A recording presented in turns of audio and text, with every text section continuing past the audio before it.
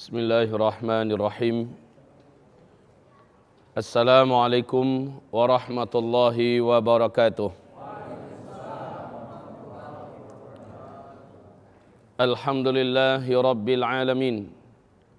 Wal aqibatu lil muttaqin. Wala udwana illa 'alal zalimin. Ashhadu an la ilaha illallah wahdahu la syarikalah. Wa ashhadu anna Muhammadan abduhu wa rasuluh la nabiyya ba'dah. Qala Allah subhanahu wa ta'ala fi muhkami tanzilih ba'da al-'iyadhi billahi minasyaitanir rajim. Ya ayyuhalladzina amanu taqullaha haqqa tuqatih wa la tamutunna illa wa antum muslimun. وقال يا أيها الناس اتقوا ربكم الذي خلقكم من نفس واحدة وخلق منها زوجها وبث منهما رجالا كثيرا ونساء واتقوا الله الذي تساءلون به والأرحام إن الله كان عليكم رقيبا. وقال يا أيها الذين آمنوا اتقوا الله وقولوا قولا سديدا يصلح لكم أعمالكم ويغفر لكم ذنوبكم ومن يطع الله ورسوله فقد فاز فوزا عظيما. اللهم ارحمنا بالقرآن وصدق الله العظيم. وقال النبي صلى الله عليه وسلم فإن أصدق الحديث كتاب الله وخير الهدي هدي محمد صلى الله عليه وسلم وشر الأمور محدثاتها وكل محدثة بدعة وكل بدعة ضلالة وكل ضلالة في النار. أما بعد. Ma'asyiral muslimin wal muslimat, hamba-hamba Allah yang kami muliakan. Marilah kita bersyukur kepada Allah Subhanahu wa taala. Alhamdulillah, kita adalah termasuk yang diberi oleh Allah Subhanahu wa taala nikmat iman dan hidayah Islam. Kita berdoa agar nikmat ini dapat bertahan untuk dan buat kita sampai kita berjumpa dengan Allah Subhanahu wa taala. Amin ya rabbana amin. Kemudian marilah kita bersalawat dan menyampaikan salam untuk Rasulullah Muhammad sallallahu alaihi wasallam. Amma ba'du. Ma'asyiral muslimin. Tema kita pada malam hari ini adalah tentang risalah ilmiah berkaitan dengan takdir.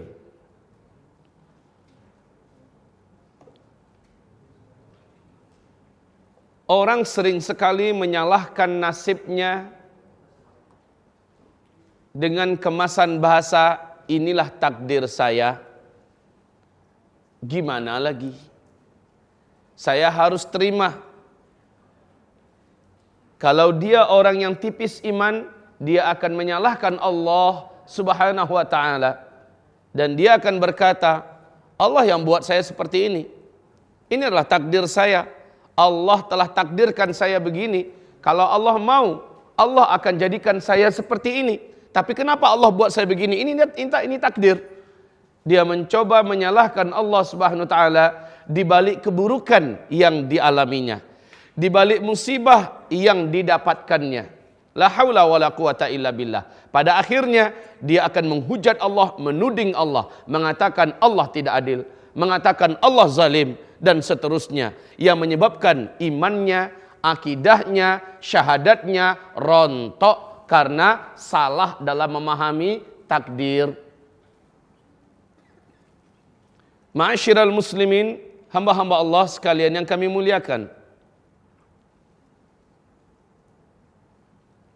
Jangankan kelas kita yang hidup di akhir zaman ini, sedangkan para sahabat Nabi saja dulu pernah hampir salah dalam memahami takdir.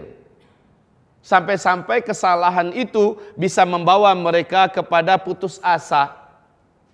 Contoh, ada 3 hadis, saya bacakan 3 hadis yang menyebabkan para sahabat hampir-hampir putus asa. Tetapi alhamdulillah Rasul sang guru yang sangat santun, sangat lembut dan bijaksana, mampu menuntun murid-muridnya, yakni para sahabat-sahabat ini kepada pemahaman yang sahih berkaitan dengan takdir. Contoh, satu hadis yang pertama Rasul berkata sallallahu alaihi wasallam, sebelum Allah menciptakan segala sesuatu, qabla an yakhluqallahu al-khalaiq bi 50,000 sanah. Sebelum Allah Subhanahu wa taala menciptakan seluruh makhluk, langit, bumi, manusia, apapun yang ada di antara langit dan bumi, sebelum Allah ciptakan surga dan neraka, sebelum Allah ciptakan malaikat-malaikat, jin dan sebagainya, 50.000 tahun jaraknya Allah telah menetapkan, Allah telah menuliskan dengan kun fayakunnya di Lauhul Mahfuz. Di Lauhul Mahfuz. Lauhul Mahfuz adalah catatan yang maha lengkap, maha besar, maha sempurna dari seluruh peristiwa-peristiwa yang akan terjadi, dari seluruh apa-apa yang akan ada. Ini adalah Lauhul Mahfuz. Allah telah tuliskan di sana, di Lauhul Mahfuz, segala sesuatu yang akan terjadi, segala sesuatu yang akan ada. 50.000 tahun segala sesuatu itu ada. Sebelum itu ada, sudah Allah tetapkan. Ini akan diciptakan nanti. Ini bumi, ini langit, ini pohon, ini laut, ini orang, ini fulan, ini semut, ini jin, ini apa saja, bahkan surga dan neraka akan diciptakan dan semuanya tertulis di Lauhul Mahfuz. Jaraknya 50.000 tahun. Sudah tertulis semuanya di situ. Apa yang akan terjadi pada hari anu, pada bulan anu, pada tahun anu, sudah tertulis di dalam kitab Lauhul Mahfuz itu sebelum segala sesuatunya ada. Ini yang pertama. Berarti apapun yang akan ada, kesimpulannya apapun yang akan ada, kan sudah mengikuti apa yang tertulis. Betul tidak? Mengikuti apa yang tertulis. Orang celaka, orang bahagia, orang baik, orang buruk, dan segala macamnya. Bahkan orang masuk surga, orang masuk neraka, sudah tertulis di Lauhul Mahfuz. Hadis ini ditambah dengan hadis yang kedua. Hadis di mana Rasulullah sallallahu alaihi wasallam mengatakan dalam Sahih Muslim, ada orang yang seumur hidupnya mengamalkan amalan-amalan ahli surga, sehingga jarak antara dia dengan surga hanya tinggal 1 jengkal saja lagi. Udah mau mati, dia nggak tahu ajalnya kapan dia mati, sementara dia masih saja mengamalkan amalan ahli surga. Jarak antara dia dengan surga hanya tinggal 1 jengkal saja lagi. Fasabaqa alaihil kitab, ternyata yang tetap di dalam kitab Lauhul Mahfuz, yang tertulis di Lauhul Mahfuz, dia adalah calon penghuni neraka. Sementara sepanjang umurnya mengamalkan amalan ahli surga. Fa'amila amala ahli nar. Lalu dia mengamalkan amalan ahli neraka. Mati dalam keadaan mengamalkan amalan ahli neraka. Su'ul khatimah fadakhalan nar. Dia pun masuk ke dalam neraka. Artinya tidak akan meleset. Kalau dia memang sudah pasti akan menjadi ahli neraka, walaupun dia baik seumur hidupnya, dia akan menjadi ahli neraka. Yang tertulis begitu. Ayo Bapak, Ibu, kira-kira salah sangka nggak kita akhirnya? Kira-kira kita akan salah sangka nggak akhirnya? Ditambah lagi lanjutan hadis ini, masih hadis yang sama. Ada orang yang selama umurnya, sepanjang hayatnya, mengamalkan amalan ahli neraka, sehingga jarak antara dia dengan neraka hanya tinggal 1 jengkal saja lagi. Ternyata yang tertulis di Lauhul Mahfuz, dia adalah penduduk surga. Fa'amila amala ahli jannah, lalu dia pun mengamalkan amalan ahli surga. Dalam keadaan mengamalkan amalan ahli surga, dia banting setir, dia taubat nasuha, Baru beberapa saat setelah itu dia pun meninggal dunia dalam keadaan sudah putih semua dosa-dosanya, dan dia meninggal dalam keadaan husnul khatimah.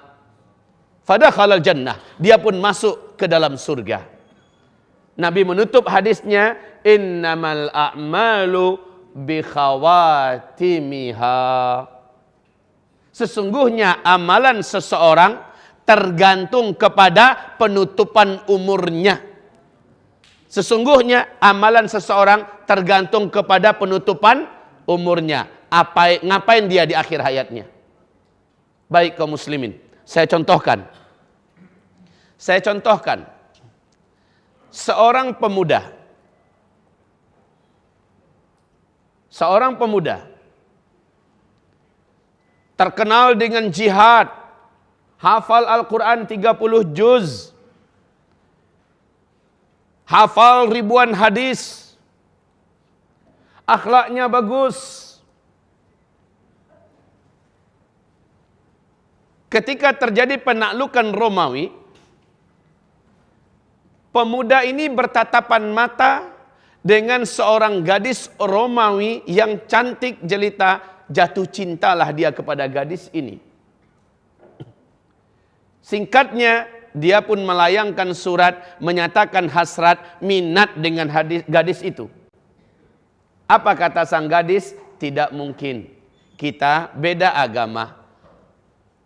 Orang tuaku dan keluargaku takkan mengizinkan aku menjadi milikmu, menjadi istrimu, kecuali engkau masuk ke dalam agama kami. Maka laki-laki ini telah dibutakan, mata hatinya telah gelap, dan dia akhirnya melamar wanita itu dengan harga yang sangat mahal, masuk ke dalam agama itu wanita. Para sahabat-sahabatnya, orang-orang terdekatnya merasa tak percaya dengan apa yang mereka dengar, yang mereka saksikan.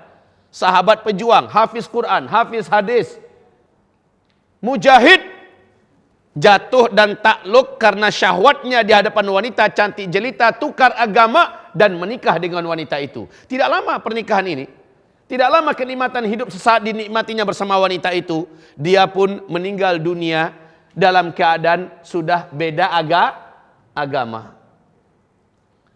Maka akhir hayat waktu dia meninggal dunia, ayat yang dia hafal cuma sisa 2 ayat saja lagi. Dan dua-duanya dia bacakan sebelum dia menghembuskan nafas terakhirnya. Dia adalah ayat-ayat azab. Tamparan keras dan sindiran tegas dari Allah seperti inilah yang akan dirasakannya setelah kematiannya. Akhir hayat su'ul khatimah. Coba nih, tangkap ini baik-baik. Gimana orang gak salah sangka akhirnya. Sementara kisah yang lain seperti ini. Seorang lelaki datang kepada Nabi Muhammad SAW berkata, "Ya Rasulullah, izinkan saya berperang bersama engkau." Rasul bertanya kepadanya, "Aslamta? Apakah kamu sudah masuk Islam?" Dia berkata, "Saya belum masuk Islam ya Rasulullah." Maka kata Rasulullah, "Inna nahnu la nasta'idu bimusyrik." Sorry, kalau begitu kami tidak akan minta tolong dan mau dibantu oleh orang musyrik. Aslim, Islam dulu ente, kata Nabi. Bergabunglah di sini perang bersama saya. Maka dia berkata, "Ya Rasulullah, saya Islamnya nanti setelah selesai perang, baru saya masuk Islam." Kata Rasul, "Kalau nanti nggak usah ikut sekarang." Maka dia pun menyatakan 2 kalimat syahadatnya dengan jujur.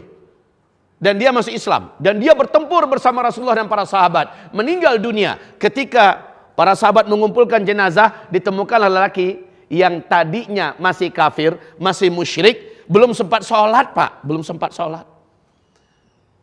Belum sempat mengamalkan amalan apapun. Dan dia terbunuh di jalan Allah. Apa kata Rasulullah? "Amila qalilan wa ujira katsira." Alangkah bahagianya nih orang. Amalannya baru sedikit, sementara pahalanya sangat besar. Dia masuk surga. Subhanallah. Bandingkan nih 2 orang. Yang tadi hafiz Quran, hafiz hadis, mujahid dan sebagainya, akhir hayatnya su'ul khatimah. Yang ini kafir, seumur hidupnya musyrik. Ternyata dia tobat, masuk Islam dan meninggal syahid dan dia masuk surga. Coba lihat, kira-kira kejadian-kejadian ini dengan hadis ini membuat Bapak Ibu bisa salah sangka enggak dengan takdir? Bisa salah sangka tidak? Ya, pasti. Apalagi ditambah dengan hadis berikut ini dari Sahih Muslim. Rasul berkata sallallahu alaihi wasallam, Adam diperintahkan oleh Allah untuk melihat ke sebelah kanannya, Adam pun melihat. Allah perlihatkan kepada Adam jumlah manusia dari anak keturunannya di masa yang akan datang. Wajah mereka putih-putih, bersih dan bercahaya. Lalu Allah Subhanahu wa taala berkata kepada Adam, "Hai Adam, ini adalah calon anak keturunanmu sampai hari kiamat. Mereka adalah calon-calon penghuni surga." Adam gembira. Adam bahagia. Tapi ketika Allah perintahkan Adam lihat sebelah kirimu, Adam melihat, dia terkejut. Sebab apa? Pemandangan sebelah kirinya ada jumlah manusia yang mukanya suram-suram, gelap-gelap dan penuh dengan kenestapaan, kesusahan dan penderitaan. Jumlahnya nggak ada apa-apanya sebelah kanan. Lalu Allah berfirman, "Hai Adam, ini adalah anak-anak cucumu nanti sampai hari kiamat. Mereka adalah calon-calon penghuni neraka." Coba lihat, orangnya belum ada lagi. Orangnya belum diciptakan lagi, belum hidup lagi di muka bumi. Udah jelas siapa-siapa yang akan jadi ahli surga, siapa-siapa yang akan masuk ke neraka. La haula wala quwata illa billah. Disinilah para sahabat akhirnya bertanya kepada Rasulullah, "Fa'ala ayyi syai'in kunna na'mal ya Rasulullah?" Wahai Rasulullah, jika sudah jelas siapa yang akan masuk surga, pasti akan masuk surga walaupun dia jahat seumur-umurnya. Kemudian dia mengamalkan amalan ahli surga, masuk surga. Jika sudah jelas siapa yang ahli neraka, walaupun dia mengamalkan seumur hidupnya amalan ahli surga, kalau memang dia calon ahli neraka, dia pasti masuk neraka. Fa'ala ayyi syai'in kunna na'mal. Maka untuk apa lagi kami harus beramal? Pasrah ajalah. Ikuti saja hidup ini apa adanya. Toh takdir yang akan mengantarkan kami kemana kami nanti berakhir. Betul? Ini pertanyaan para sahabat kepada Nabi. Saya rasa pertanyaan Bapak akan sama nanti dengan pertanyaan para sahabat ini. Betul tidak? Fa'ala aisya'in kunna na'mal. Buat apa lagi kami harus bersusah payah jadi orang baik? Maka Nabi Allah menjawab, jawaban inilah akidah kita. Innakum ta'maluna ala mawaqi'il qadar. Innakum ta'maluna ala mawaqi'il qadar. Sesungguhnya kamu seluruhnya hari ini beramal di atas garis-garis takdir. Garis takdir itu ada dua, Pak. Coba bacakan rukun iman yang ke-6, Bu. Bacakan rukun iman yang ke-6, Pak. Apa bunyinya? Beriman dengan takdir yang baik dan takdir yang buruk. Garis takdir itu ada dua. Ujungnya yang ini baik, yang ini buruk. Innakum ta'maluna ala mawaqi'il qadar. Sesungguhnya kamu beramal di atas garis-garis takdir atau ketentuan-ketentuan takdir. Siapa yang memilih amalan di atas garis kebaikan, takdirnya nanti adalah seperti ini. Siapa yang memilih beramal di atas garis-garis kemungkaran, maksiat, dosa, syahwat, hawa nafsu, ini yang dipilihnya, maka dia menuju kepada garis takdir yang buruk. Melakukan ini akibatnya. Melakukan yang ini kejadiannya. Sebab kamu memilih jalan yang baik, jalan yang benar, ujung-ujungnya kamu akan sampai di sini. Setelah sampai kamu di situ, itulah takdir. Akibat kamu mengikuti syahwat kamu, akibat kamu mengikuti hawa nafsu kamu, akibat kamu mengikuti godaan setan jin atau setan manusia. Padahal kamu sudah tahu Allah mengharamkan. Kamu tetap tempuh itu jalan, maka akibatnya adalah seperti ini. Tanggung tuh akibat. Rasakan tuh akibat. Akibat dari sebuah pilihan, maka itulah yang takdir.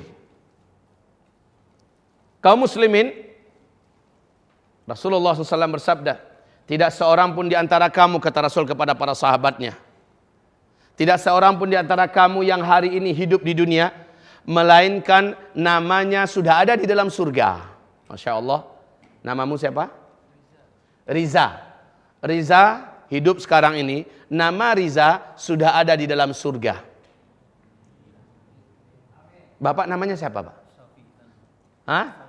Sofi. Nah, Sofi Tanjung. Syafi'i. Ya, Syafi'i harusnya. Ya, baik kaum muslimin, nama beliau hari ini sudah ada dalam surga. Nama saya sudah dalam surga, nggak perlu diaminkan pun pasti. Pasti nama beliau sudah ada dalam surga. Dalam surga ya, sudah ada nama beliau. Di situ ada satu rumah, Pak. Rumahnya nggak tanggung-tanggung. Gede rumah itu 105 km kali 105 km. Gedenya rumah. Sementara batu batanya padat dari emas murni luar dalam, Pak. Dengan itu disusun dengan yakut dan zabarjat sebagai pasir dan semennya. Masya Allah, ya, interior dan eksteriornya satu saja batu mulia yang ditempelkan di dinding rumah orang itu. Seandainya bumi ini dengan seluruh kekayaan bumi dijual, belum kebeli itu satu itu batu. Dengan bahan-bahan termahal, dan di gerbang sana tertulis bahwa istana ini atau rumah ini pemiliknya adalah Syafi'i. Pemiliknya adalah Riza. Pemiliknya adalah Zulkifli. Pemiliknya adalah Datong, pemiliknya adalah Pak Ujang, pemiliknya adalah Pak Denok, dan lain-lain kita semua. Tertulis nama masing-masing bapak di satu rumah yang telah Allah siapkan dalam surga. Onde-mande Ustadz Baraka gadang rumah itu. Hah? Berapa besar tuh rumah? Ya, bapak juga harus nyadar. Allah mengumumkan dalam Al-Quran, besarnya surga adalah seluas langit dan bumi. Padahal itu baru satu surga. Bapak kan tahu, langit sampai hari ini, ruang angkasa sampai hari ini, belum ketahuan berapa luasnya. Belum ketahuan. Itu baru satu surga. Begini kaum muslimin. NASA Amerika telah meluncurkan pesawat ulang-alik tanpa awak. Pada tahun 2001, akhirnya diumumkan kepada dunia bahwa pesawat itu telah hilang. Telah berhasil ditemukan, sampai sebelum dia hilang, telah berhasil ditemukan melalui pantauan tuh pesawat, ya, pesawat ulang-alik tanpa awak, 100 miliar galaksi di ruang angkasa. Satu galaksi saja, garis diameternya mampu menghabiskan perjalanan cahaya selama 50.000 tahun. Satu galaksi. Galaksi kita ini namanya galaksi Bima Sakti. Satu galaksi kita saja menghabiskan perjalanan cahaya 50.000 tahun, Pak. Padahal satu detik perjalanan cahaya 300.000 kilometer. Satu detik perjalanan cahaya. Ini 50.000 tahun baru satu galaksi, garis diameternya. Bagaimana dengan 1 miliar galaksi? Luasnya surga, arduha as-samawatu wal ard. Seluas seluruh langit dan bumi. Masya Allah, luasnya. Itu baru satu surga. Sementara surga itu ada 500 tingkatan. Subhanallah, satu tingkatan dengan tingkatan yang lain adalah seluas langit dan bumi. Makanya kalau dikatakan rumah kita nanti, satu orang punya rumah nanti dalam surga, besarnya tuh rumah adalah 105 km kali 105 km. Kalau dalam bahasa hadis 70 mil kali 70 mil. Kalau 1 mil 1,5 kilo saja jadinya adalah 105 km. Nggak kebayang, Pak. Di dunia ini tidak akan ada manusia yang mampu membuat rumah sebesar itu dengan bahan-bahan termahal. Bapak mungkin sudah mencoba membuat rumah yang terbaik dengan usaha dan bahan-bahan terbaik dengan harga yang biar seberapapun. Sampai Cida Bapak membuat rumah itu. Hah? Sampai Cido. Sampai habis-habisan. Itu rumah paling-paling gedenya sih berapa? Rumah orang-orang hebat di Washington, di New Zealand, di India, di Cina, rumahnya kayak istana. Itu belum apa-apanya. Kelas kakus, kalaupun ada kakus nanti di surga, belum akan sampai gedenya rumah yang dibuat oleh manusia di bumi ini dibandingkan rumah kita dalam surga. Maka sangatlah rugi dan gila, sangatlah bodoh dan oon Orang yang demi dunia dia telantarkan masa depan surganya. Dia buang masa depan surganya. Kita lanjutkan. Nama Bapak sudah ada di surga. Nama Bapak sudah ada di surga. Nama saya sudah ada di surga. Nama setiap ibu-ibu sudah ada dalam surga, Bu. Alhamdulillah. Tapi ingat, di waktu yang sama kata Rasulullah, di waktu yang sama nama Zulkifli Muhammad Ali sudah ada di dalam sel neraka Jahannam. Tertulis di pintu sel itu, calon penghuni sel ini adalah Zulkifli Muhammad Ali. Di sel penyiksaan yang lain, di lubuk neraka Jahannam, tertulis namanya Bapak. Calon penghuni sel penyiksaan ini adalah Syafi'i. Di sel yang lain tertulis nama antum. Di sel yang lain tertulis nama ibu. Setiap kita ada namanya di dalam neraka Jahannam. Coba lihat. Di satu saat, di satu sisi, nama kita ada dalam surga masing-masingnya. Di sisi yang lain, nama kita juga sudah ada di dalam neraka. Mana di antara dua ini yang akan Bapak Ibu isi? Mana di antara dua ini yang akan kita isi? Sementara yang ada di dalam neraka itu adalah takdir. Kalau ada orang masuk neraka, udah takdirnya masuk neraka. Yang di dalam surga juga takdir. Kalau ada orang masuk surga, itu adalah takdirnya masuk surga.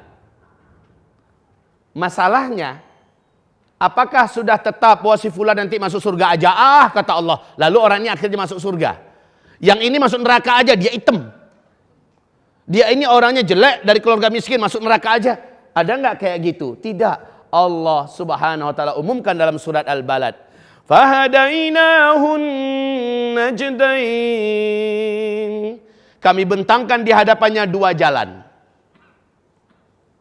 Satu, jalan kelihatannya susah mendaki, tapi ujungnya adalah kenikmatan dan surga. Yang satu lagi, jalan kelihatannya lempeng, lurus, kayak tol, tapi menurun. Ya, orang ngegas terus tanpa ngerem, ngikutin terus hawa nafsunya. Ujung-ujungnya adalah jurang, dan itu adalah neraka. Dan Allah umumkan, falaqtahamal aqabah.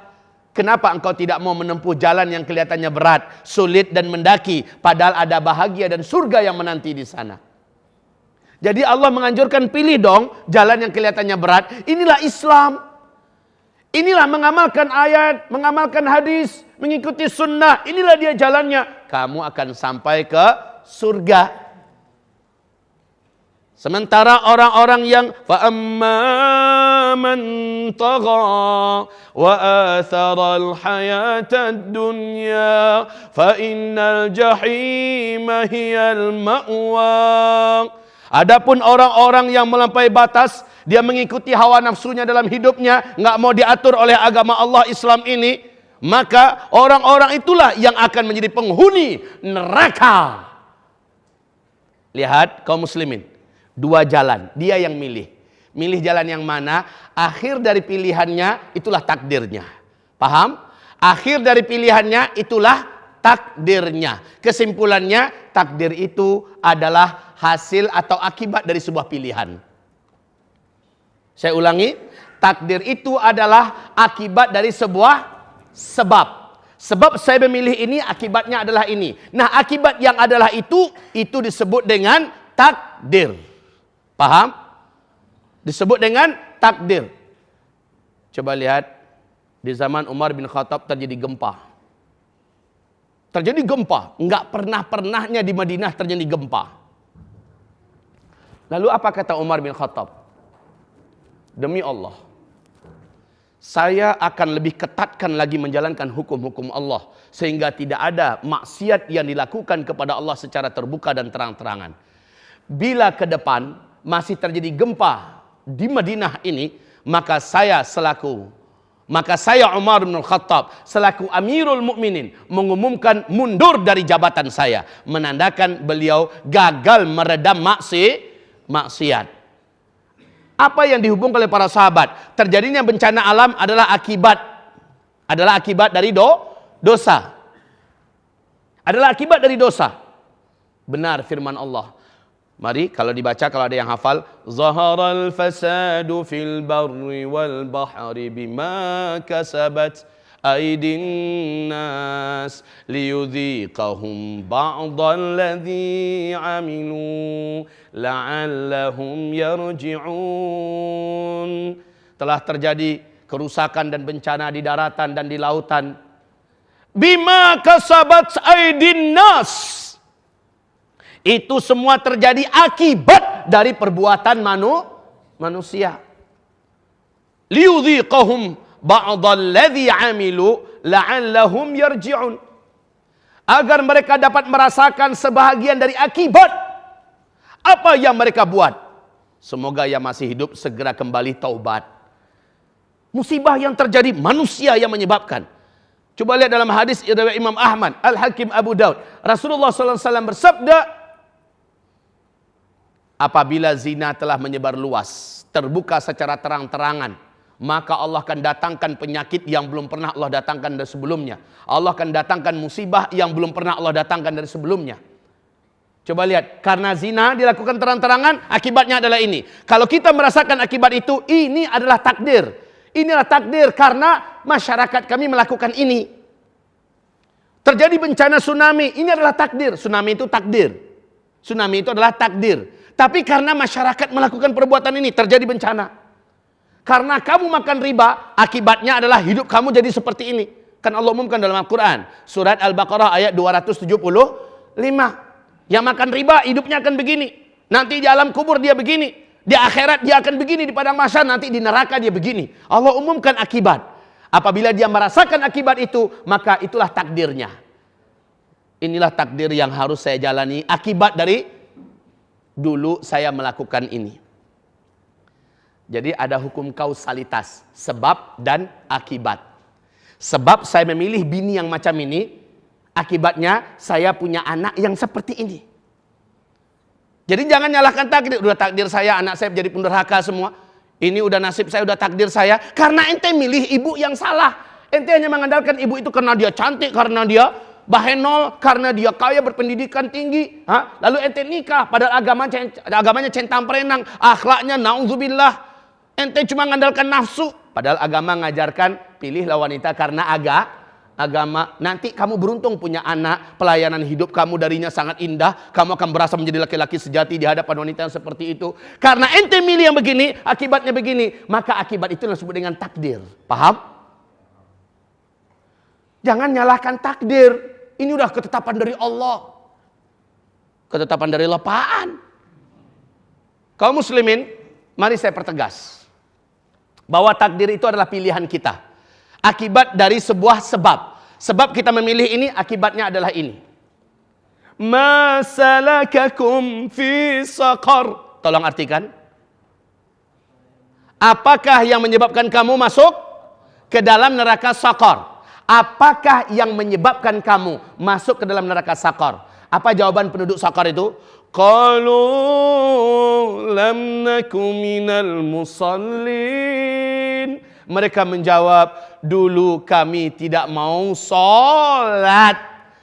Karena ente nggak mau sholat, takdir ente masuk neraka saqar. Sebab ente nggak mau sholat, maka takdir ente masuk neraka saqar. Jadi ada sebab, ada akibat. Allah sudah larang ini. Kamu jangan buat ya, kamu jangan buat ya, kamu jangan buat ya. Kalau dibuat, maka Allah sudah menyebutkan yang terjadi adalah ini. Itu disebut dengan takdir. Dan takdir itu bisa dipilih nggak kalau begitu? Bisa dipilih nggak? Saya pertegas kembali. Takdir adalah pilihan. Takdir adalah hasil akhir dari sebuah pilihan. Bapak mau tahu takdir bapak nanti bagaimana, Bu? Ibu mau tahu takdir ibu nanti di surga atau di neraka? Sekarang ini ibu bisa tahu loh, Bu. Caranya adalah jalan hidup yang mana yang ibu pilih hari ini. Allah perintahkan ibu agar taat pada suami. Banyak wanita yang membangkang dan melawan kepada suami hari ini. Allah perintahkan ibu agar menutup aurat. Ternyata ibu-ibu hari ini, wanita-wanita hari ini bangga membuka-bukakan auratnya. Ya, dia yang memilih, maka rasakan akibat dari sebuah pilihan yang dia pilih. Baik, kaum muslimin. Umar bin Khattab radhiyallahu anhu melakukan sebuah perjalanan kenegaraan ke negeri Syam. Zaman dulu kan nggak ada internet. Zaman dulu tidak ada WhatsApp. Zaman dulu nggak ada Twitter. Nggak ada telepon-telepon untuk bisa berkomunikasi secara cepat, mengetahui apa perkembangan di sana. Umar bin Khattab menetapkan dengan rombongan besar menuju ke negeri Syam. Syam hari ini apa namanya? Syria, Palestina, Yordania, dan Lebanon. Ini 4 negara dulu namanya Syam. Umar mengatakan kita ke Syam, investigasi dan menjajaki perkembangan pemerintahan khilafah Islamiyah yang diwakilkan kepada wakil-wakilnya di sana. Beliau bawa rombongan terdiri dari 4 rombongan besar. Rombongan pertama adalah kalangan muhajirin senior. Rombongan kedua kalangan ansor senior. Rombongan ketiga adalah para pemuka-pemuka Quraisy yang masuk Islam. Ya, kemudian baru para pengawal dan bala tentara ala kadarnya. Di perjalanan berjumpa dengan Abu Ubaidah ibnul Jarrah, panglima perang yang terkenal sangat jago. Ketemu di jalan. Abu Ubaidah ibnul Jarrah ini baru keluar dari negeri Syam. Saat berpapasan di tengah jalan, Assalamualaikum warahmatullahi wabarakatuh ya Amirul Mukminin. Waalaikumsalam warahmatullahi wabarakatuh. Hendak kemanakah engkau wahai Amirul Mukminin? Hendak kemanakah rombongan akan engkau bawa? Umar menjawab, kami akan pergi ke Syam. Ke negeri mana? Ke negeri Anu. Waduh, kata Abu Ubaidah bin Jarrah, wahai Amirul Mukminin, saya baru saja keluar dari negeri Syam, tempat yang akan engkau tuju. Saat ini sudah mewabah di sana penyakit ta'un, semacam wabah penyakit menular yang mematikan. Wahai Amirul Mukminin, saran saya jangan lanjutkan perjalananmu, pending dulu lah. Jangan lanjutkan perjalananmu, pending dulu. Apa kata Umar bin Khattab? Sahih berita yang engkau sampaikan ini? Benar wahai Amirul Mukminin. Sudah banyak yang korban di sana. Bapak baca dalam sejarah Pak, Bu. Di masa Umar bin Khattab, puluhan ribu manusia meninggal dunia di negeri Syam gara-gara penyakit ta'un, penyakit menular yang amat sangat berbahaya, menular dan mematikan. Ya, Umar bin Khattab lalu berkata, kalau begitu seluruhnya berhenti dulu. Tegakkan tenda di sini. Saya akan musyawarah dengan setiap kita.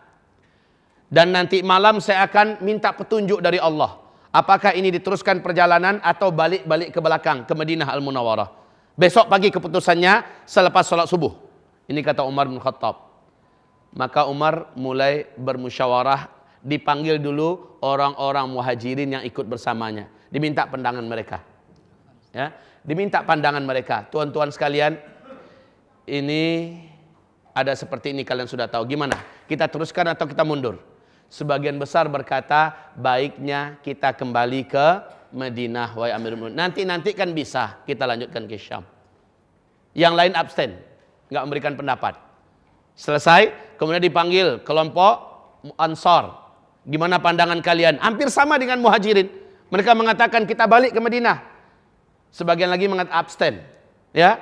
Lalu dipanggil para pemuka Quraisy yang sudah masuk Islam. Sama, rata-rata mengatakan kita pulang ke Madinah. Nah, Umar bin Khattab lalu tahajud di malam hari itu. Lalu dia angkat tangan berdoa kepada Allah, mohon keteguhan hati, terus atau mundur ke belakang, bagaimana yang baik menurut engkau ya Allah, kuatkan hati hamba. Subuhnya sudah bulat hati Umar bahwa rombongan akan balik lagi ke kota Madinah. Awas ya, rombongan akan balik ke kota Madinah. Udah mantap hatinya, mau diumumkan, datang Utsman bin Affan, nyusul dari belakang. Utsman kaget, loh kok rombongan jadi buat tenda di sini? Apa kata mereka? Ada kejadian seperti ini. Katanya di Syam sedang mewabah penyakit menular. Tempat yang akan kita tuju di sana sedang ada ta'un, penyakit wabah menular yang mematikan. Lalu Umar bin Khattab memutuskan tegak dulu tenda di sini. Besok keputusannya. Apa kata Utsman bin Affan? Saya dengar hadis dari Rasulullah tentang masalah ini. Oh ya? Iya. Saya mau sampaikan langsung hadis ini kepada Umar bin Khattab. Kata Utsman bin Affan radhiyallahu anhuma. Lalu ketemulah Utsman dengan Umar. Apa kata Utsman? Saya dengarkan Rasulullah bersabda tentang penyakit menular. Oh, apa itu? Apa itu? Kata Umar. Semangat betul Umar ingin mendengarkannya. Maka kata Utsman, Rasulullah bersabda, apabila kamu mendengar di suatu daerah ada penyakit menular, maka yang di dalam daerah itu tidak boleh keluar dari daerahnya, mesti bertahan di situ. Dan yang di luar tidak boleh masuk ke dalam daerah itu. Ini adalah keputusan yang diputuskan oleh Rasulullah. Mendengarkan itu senyumlah Umar bin Khattab dan bersyukur, alhamdulillah keputusan yang saya ambil ternyata sama persis dengan hadis dari Rasulullah yang baru ini saya dengarkan. Rasul mengatakan yang di luar nggak boleh masuk, yang di dalam nggak boleh keluar. Keputusan Umar adalah balik ke Madinah, maka dia umumkan. Sudahlah dia mengatakan ini keputusan saya dan ini juga ada hadis yang tepat dengan apa yang sudah saya ambilkan keputusannya. Rombongan balik ke belakang. Muaz bin Jabal angkat tangan. Afirarun min qadarillah ya amiral mu'minin. Hai amirul mu'minin, apakah engkau ingin ngajak kita lari dari takdir? Maju hai Umar. Kalau memang takdirnya kita di sana kena terserang oleh penyakit wabah taun yang menular, mematikan, kita mati di sana, syahid. Kan ada hadisnya. Siapa meninggal karena penyakit menular dia syahid. Maju wahai Umar. Kenapa engkau jadi mundur? Ini kan sudah takdir. Haha. Ini kata Muadz bin Jabal. Apa jawaban Umar? Ini jawaban benar-benar seorang yang jenius. Pantasan Nabi mengatakan, kalau ada Nabi yang pantas jadi Nabi setelah saya, Umarlah orangnya. Apa kata Umar? Naam. Nafirru min qadarillah ila qadarillah. Yes. Ya. Kita lari dari satu takdir Allah kepada takdir Allah yang lain. Ayo, ini jawaban yang luar biasa, Pak. Maju terus, takdir Allah kita terserang penyakit menular yang mematikan dan mungkin kita mati di sana. Itu takdir kita. Mundur ke belakang, kita selamat. Takdir Allah yang lain adalah kita tidak terserang penyakit menular yang mematikan. Ya, dan itu adalah takdir yang baik. Takdir maju adalah buruk. Terserang penyakit, mati di situ. Takdir baik adalah mundur ke belakang. Jadi dengan ini kaum muslimin, na'am. Nafirru min qadarillah ila qadarillah. Iya, kita lari dari satu takdir Allah kepada takdir Allah yang lain. Maknanya apa? Takdir itu adalah sebuah akibat dari sebuah sebab. Sebab saya memilih ini, terjadi ini. Sebab saya memilih ini, terjadi ini. Takdir itu ada dua. Takdir baik dan takdir buruk. Dan ini wajib kita imani. Takdir adalah sebuah pilihan, akibat dari sebuah pilihan. Kita lanjutkan setelah sholat isya. Jangan kemana-mana, tetaplah di tempat. Kita laksanakan sholat isya dulu. Astaghfirullah ya Allah, subhanakallah wa bihamdika, asyhadu an la ilaha illa anta, astaghfiruka wa atubu ilaik. Bismillahirrahmanirrahim. Alhamdulillah. Wassalatu wassalamu ala Rasulillah sallallahu alaihi wasallam. Bapak Ibu sekalian, hamba-hamba Allah yang kami muliakan. Tadi telah kita jelaskan bahwa sesungguhnya takdir adalah sesuatu yang sifatnya berawal dari sebuah pilihan. Hari ini apa yang kita rasakan, apa yang kita dapatkan hari ini adalah akibat daripada masa lalu.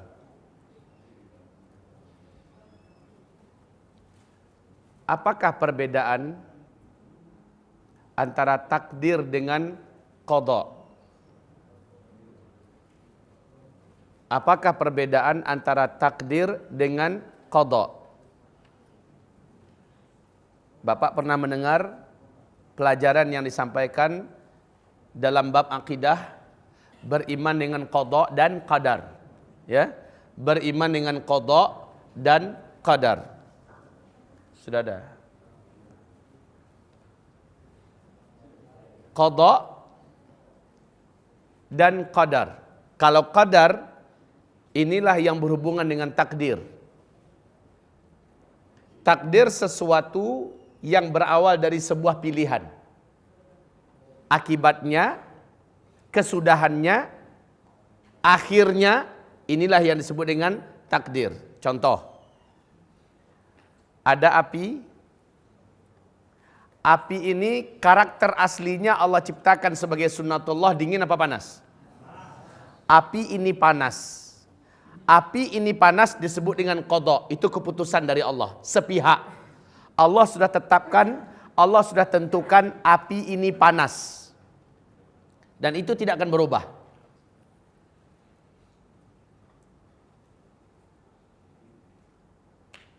Allah Subhanahu wa taala tidak memasukkan sedikit pun kepada qadanya ini apapun yang berhubung dengan kita. Baik, maksudnya bukan kehendak saya api ini panas, bukan kehendak saya api ini dingin. Dia kehendak sepihak dari Allah Subhanahu wa taala.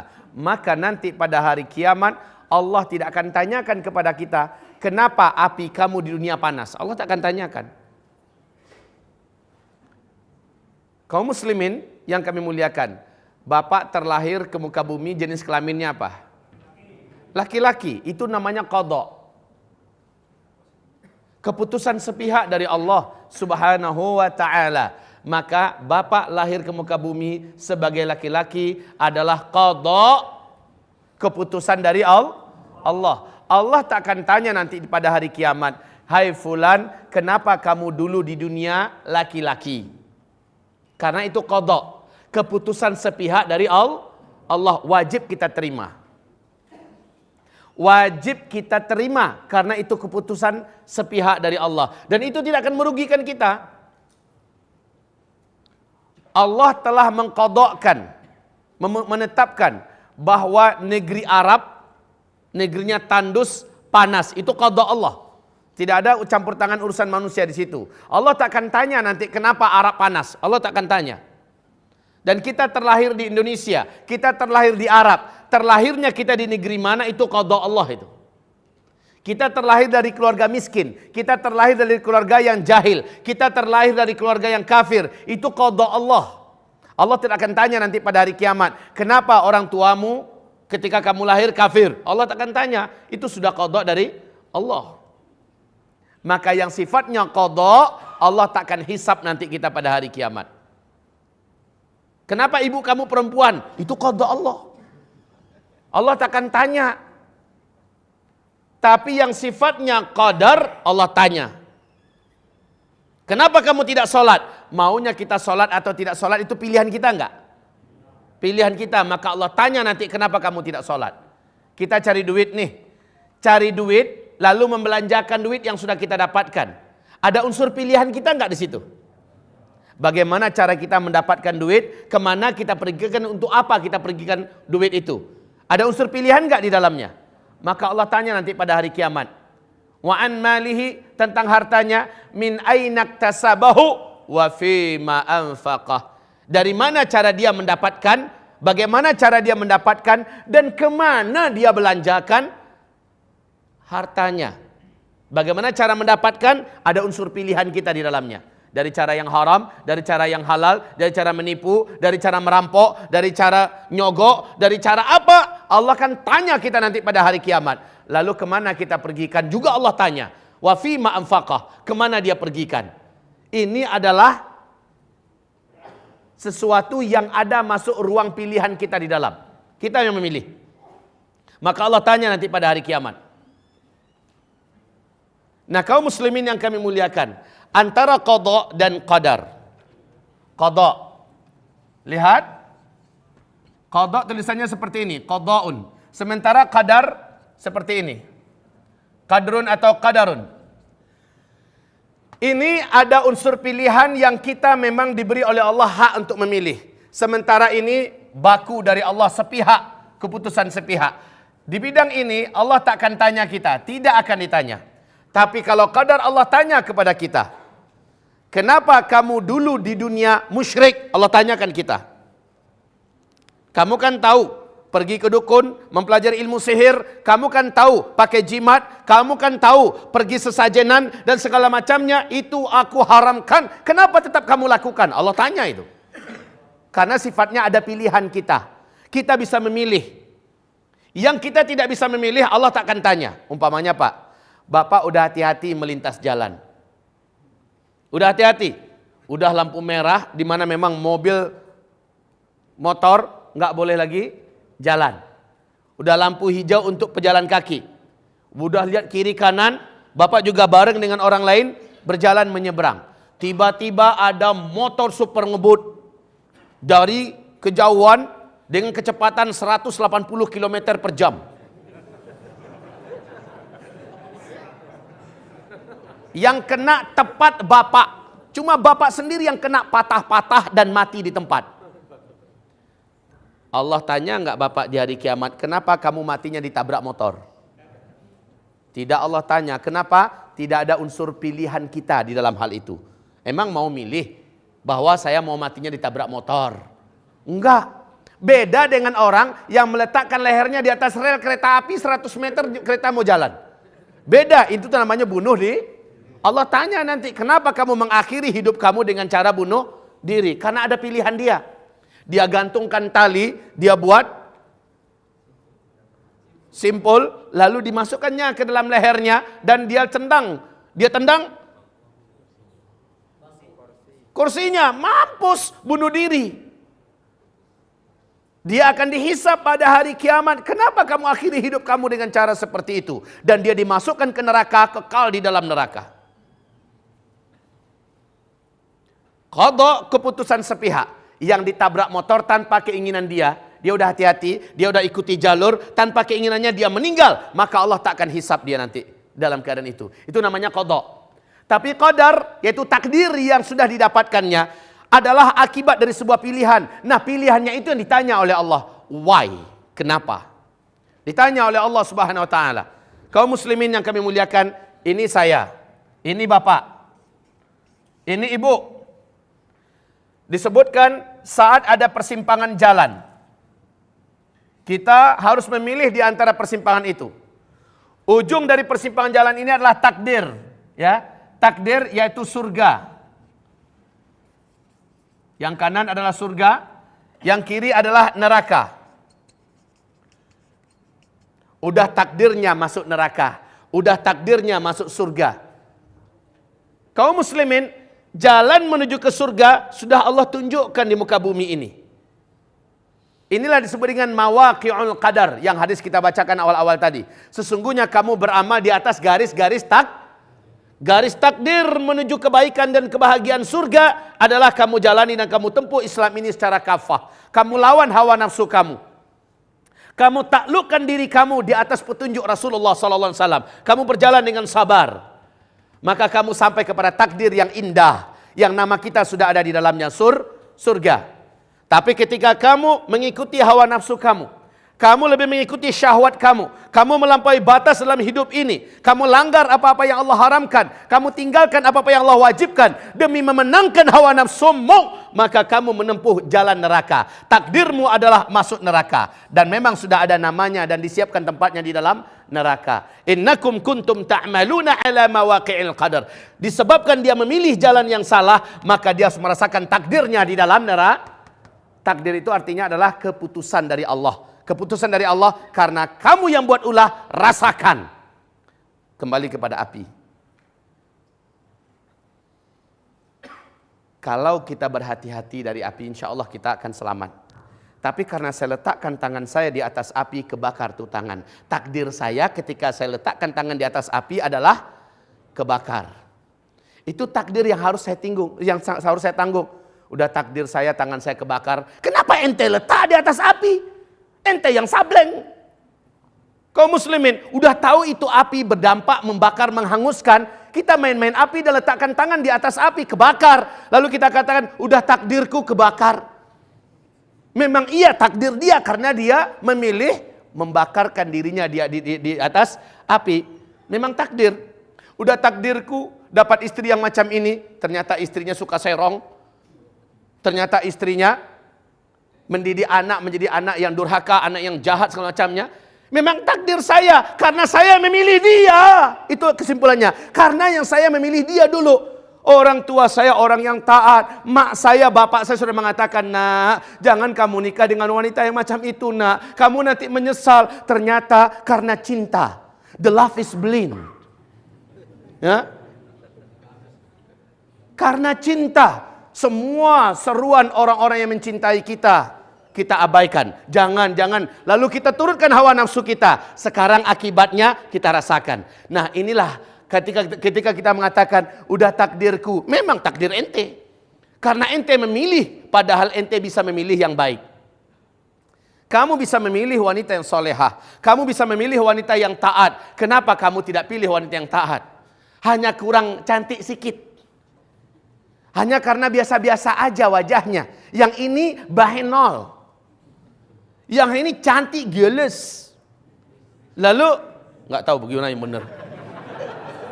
Yang penting Nabi mengatakan, siapa yang menikahi wanita karena kecantikannya, siap-siap menyesal. Siapa yang menikahi wanita karena hartanya, siap-siap menyesal. Siapa yang menikahi wanita karena keturunannya, siap-siap menyesal. Tapi siapa yang menikahi wanita karena agamanya, maka taribat yadah. Akan berdebulah tangannya. Kalau tangan berdebu, nggak licin, megang apapun bisa kuat. Tapi kalau seandainya nggak berdebu, tangannya mengeluarkan cairan, basah, megang apa licin, jatuh terus. Ibaratnya begitu. Taribat yadah. Baik kaum muslimin yang kami muliakan, takdir bisa dirubah nggak? Tadi bisa dirubah nggak? Selama belum sampai nyawa di tenggorokan. Selama belum terbit matahari di sebelah barat. Di dunia ini masih hidup kita, takdir masih bisa dirubah. Takdir itu bisa dirubah, Pak.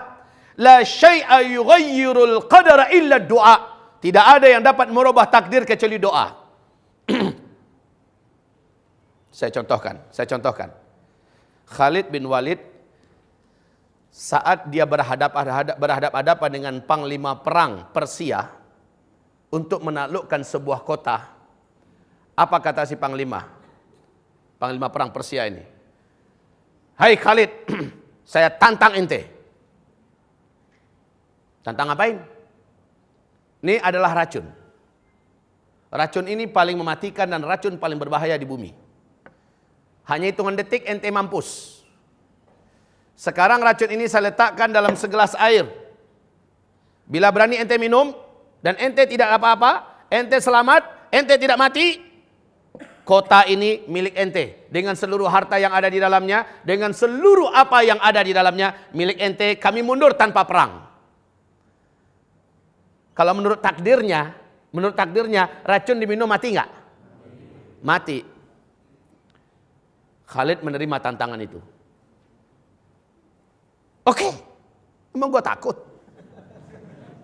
Kemudian disodorkan kepada Khalid bin Walid racun dalam gelas, racun paling mematikan. Khalid berdoa kepada Allah. Ingat ini, takdir yang seharusnya kalau dia minum, takdirnya dia koid, mampus, mati. Ternyata telah dirubah oleh Allah takdir itu dengan doa. Lihat ini Pak. Maka jangan katakan doa itu tidak bermanfaat. Jangan katakan doa itu bukanlah hal yang dahsyat. Lihat apa yang Khalid lakukan ketika dia angkat racun itu. Dia membaca Bismillah alladzi la yadurru ma'asmih syai'un fil ard wala fis sama wa huwas samiul alim.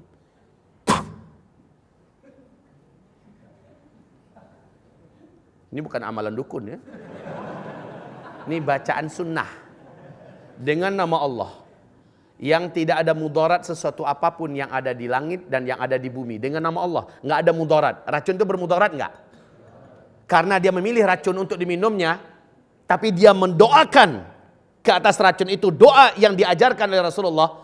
Dengan nama Allah yang tidak ada mudarat sesuatu apapun yang ada di langit dan yang tidak ada di bumi. Dialah Allah yang maha mendengar lagi maha mengetahui. Kemudian beliau meminumnya. Bismillah. Habis satu gelas. Si panglima Persia menunggu-nunggu. Mampus lo, mampus. Mati. Khalid bilang, tambah. Ente mau tambah. Secara sunnatullah, sebab dia minum racun, akibatnya ini nggak terjadi. Takdir nggak berlaku. Ini yang dimaksud dalam hadis Nabi, tidak ada yang dapat merubah takdir kecuali doa. Dan Khalid telah mendoakan ke sana. Kaum muslimin yang kami muliakan, masih ingat kisah Ghulam yang akan dibunuh oleh raja?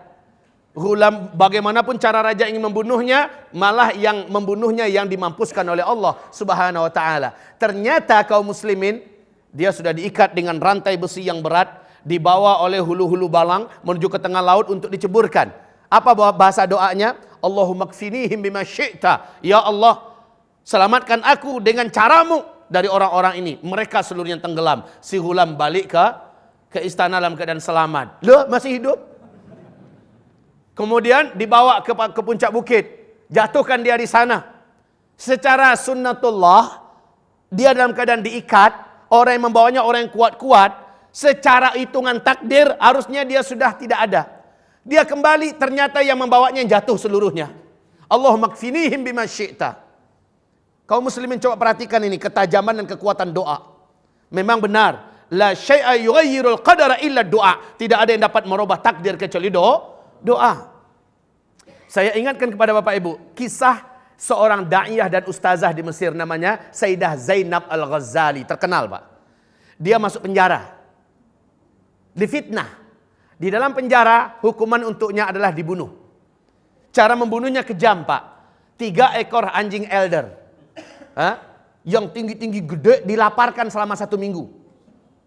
Kemudian, saat eksekusi, Ustazah Sayyidah Zainab Al-Ghazali ini dilepongkan apa bahasanya?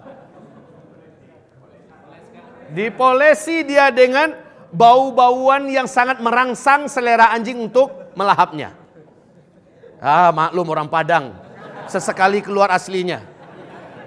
Kalau mau tahu dipolesi itu bahasa Padangnya dilepongkan. Dipolesi tubuhnya. Biar anjing-anjing yang 3 ekor ini, Pak, kalau berdiri itu anjing, berdiri kita tinggian tuh anjing. Ustazah Sayyidah Zainab Al-Ghazali dalam kerangkeng diikat, tergeletak di lantai. 3 ekor anjing ini dilepaskan masuk ke dalam. Pintu dikunci dari luar, pintu besi. Menurut hitung-hitungan para ofisir penjara, setengah jam udah habis. Ternyata subhanallah apa yang terjadi, Pak? Ini mengguncang dan ini membuat banyak perubahan. Ini menjadikan banyak orang yang taubat. Subhanallah. Setengah jam kemudian, yang jelas nggak terdengar suara. Biasanya kalau anjing lapar berebutan makan kan kedengaran kan? Ini enggak. Pas dibuka kembali pintu penjaranya, kelihatan Ustazah Da'iyah Sayyidah Zainab Al-Ghazali ini tetap duduk dengan baiknya. Seperti biasa, 3 ekor anjing ini, 1 di kanan, 1 di kiri, 1 di depan, sambil goyang-goyangkan ekornya. Kayak jaga tuannya. Secara hitung-hitungan sebab akibat, harusnya ini udah nggak ada. Coba lihat. Bagaimana doa mampu merubah. Nabi Yunus dalam perut ikan. Allah mengatakan, laula an kana minal musabbihin lalabitha fi batnihi ila yaumi yub'atsun. Kalaulah bukan karena Yunus rajin berdoa, banyak bertasbih, suka kepada Allah Subhanahu wa taala, meminta tolong, pasti dia akan tinggal dalam perut ikan itu sampai hari kiamat. Coba, dalam hitungan takdir, orang kalau udah masuk perut ikan, Pak. Di dalam itu ada oksigen nggak? Nggak ada. Berapa lama di dalam perut ikan? Berbeda para ahli tafsir. Ada yang mengatakan 1 minggu, ada yang mengatakan 20 hari, ada yang mengatakan 40 hari. Udahlah, kalau kita ngitung 1-2 jam aja udah nggak ada itu udah. Karena nggak ada oksigen, nggak ada yang bisa dimakan. Cairan yang menyelimuti Nabi Yunus dalam perut ikan, cairan beracun yang bisa mematikan siapapun makhluk hidup. Ternyata dia tetap hidup. Secara hitungan takdir harusnya dia sudah tidak ada. Tetapi doa Nabi Yunus menyelamatkan dia. Ini disebut dengan tidak ada yang mampu merubah takdir kecuali doa. Anak saya udah terlanjur, Pak Ustadz. Udah terlanjur apaan? Dia udah terlanjur pindah agama. Dia kawin dengan lelaki pilihannya. Sekarang dia sudah masuk ke agama lain. Ini takdir ente. Karena ente dulu mendidiknya tidak di atas pendidikan agama yang kuat. Ente masukkan dia di sekolah Saverius. Memang ada sekolah Saverius, ya, sekolah SD yang untuk sekolah Kristen. Lalu karena sekolah itu bergengsi, ente sambungkan dia ke sekolah Kristianus. 3 SMP karena bergengsi, apalagi ada beasiswanya. Lalu ente lanjutkan ke sekolah Octavianus, ke sekolah-sekolah yang menurut ente hebat. Bagi ente prestasi itulah dunianya maju. Nah sekarang anak ente udah besar, dia tidak menghormati ente, dia tidak menganggap ente seujung kuku pun, dan dia tidak ngerti Allah dan tidak ngerti Rasul dan tidak cinta Islam, dan dia pindah agama. Ini memang takdir ente punya anak macam itu. Dan takdir berikutnya ente di hari kiamat dihisab oleh Allah Subhanahu wa taala. Lalu gimana Pak Ustadz? Banyak orang tua macam itu Pak. Lalu gimana sekarang saya ngaku nyesal? Alhamdulillah ente masih hidup. Anak ente masih hidup, masih bisa dirubah. Caranya Pak Ustadz, sekarang ente doa pada Allah. Ente doa pada Allah. Doa. Minta kepada Allah, ya Rabb, hamba menyesal telah mendidik anak salah cara. Ya Allah, hamba serahkan anak hamba kepada Engkau. Hidayah ada di tanganmu. Hati anak hamba dalam genggamanmu. Ya Allah, turunkanlah hidayah dengan caramu. Ya Allah, robahlah anak hamba, lunakkan hatinya, terangilah hatinya dengan hidayahmu. Dan terus doa siang malam. Selepas tahajud doa lagi sebut anaknya. Pasti Allah akan kabulkan doa. Pasti Allah akan kabulkan doa. Yang gak bisa dirubah itu adalah qadha. Ya Allah, jadikanlah hamba dari laki-laki ke perempuan, ya Allah. Nggak jadi itu. Karena laki-lakinya kita itu qadha, keputusan sepihak dari Allah. Nggak ada urusan campur tangan manusia. Begitu kaum muslimin. Ya Allah, jadikanlah api ini menjadi dingin. Dinginkanlah api ini. Dingin, ya Allah, dingin. Nggak bisa, itu qadha. Lalu bakar tangan kita, kebakar. Aduh, angus. Ya angus, dasar ente oon. Bapak Ibu yang kami muliakan, api panas. Kalau terjadi api dingin itu hanya mukjizat, dan itu terjadi pada Nabi Ibrahim. Itu namanya mukjizat karena qadha dirubah oleh Allah. Itu namanya mukjizat. Ketika ada sesuatu yang tidak mungkin ternyata itu terjadi, maka itu adalah mukjizat. Ada juga namanya karamah. Taib kaum muslimin yang kami muliakan. Sekarang kita kembali kepada takdir.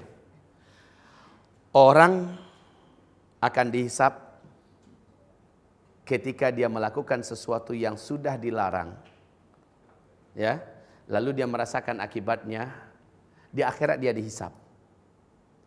Sejak kapan seseorang star mulai dihisab oleh Allah? Ketika dia sudah mulai akil baligh. Anak kecil nggak sholat dihisab nggak nanti pada hari kiamat? Enggak. Orang gila nggak sholat dihisab nggak nanti pada hari kiamat? Anak Yahudi mati, anak Nasrani mati, anak orang ateis mati, anak seorang komunis mati, belum akil baligh. Di neraka atau masuk surga dia? Ada yang ragu-ragu nih, gimana? Masuk surga, masuk neraka? Anak komunis loh. Belum balik. Berani jamin masuk surga? Berani jamin? Dalam hadis sahih Bukhari, Bunda Aisyah bertanya pada Rasulullah SAW, ya Rasulullah, di manakah anak-anak Yahudi nanti di hari kiamat yang meninggal dunia sebelum akil baligh? Nabi mengatakan hum fil jannah. Mereka ada di dalam surga. Anak Yahudi ya Rasulullah? Iya. Bunda Aisyah sampai bertanya, anak Yahudi ya Rasulullah? Iya.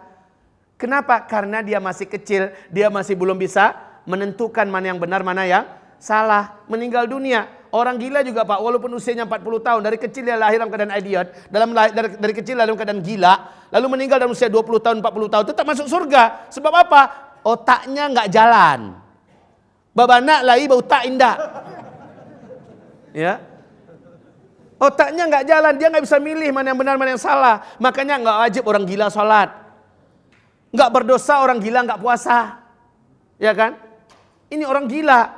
Kalau dia mati, ya, maka Bapak Ibu, orang gila, insya Allah selama dia gilanya sebelum akil baligh, lalu dia meninggal dalam usia yang 40 tahun, 50 tahun atau berapalah, dia adalah dijamin ahli surga. Tapi kita yang gak gila, melakukan perbuatan gila, dihisab masuk neraka. Malaikatnya bilang, gila loh, masuk neraka dia. Kaum muslimin yang kami muliakan, ini adalah takdir. Takdir orang masuk neraka karena dia memilih jalan neraka. Sekali lagi saya katakan, hari ini Bapak hidupnya susah. Hari ini Bapak hidupnya sempit. Sebab apa? Saya susah, hidup saya sempit, kemana-mana udah gak bisa sekarang. Kenapa? Dibelit utang.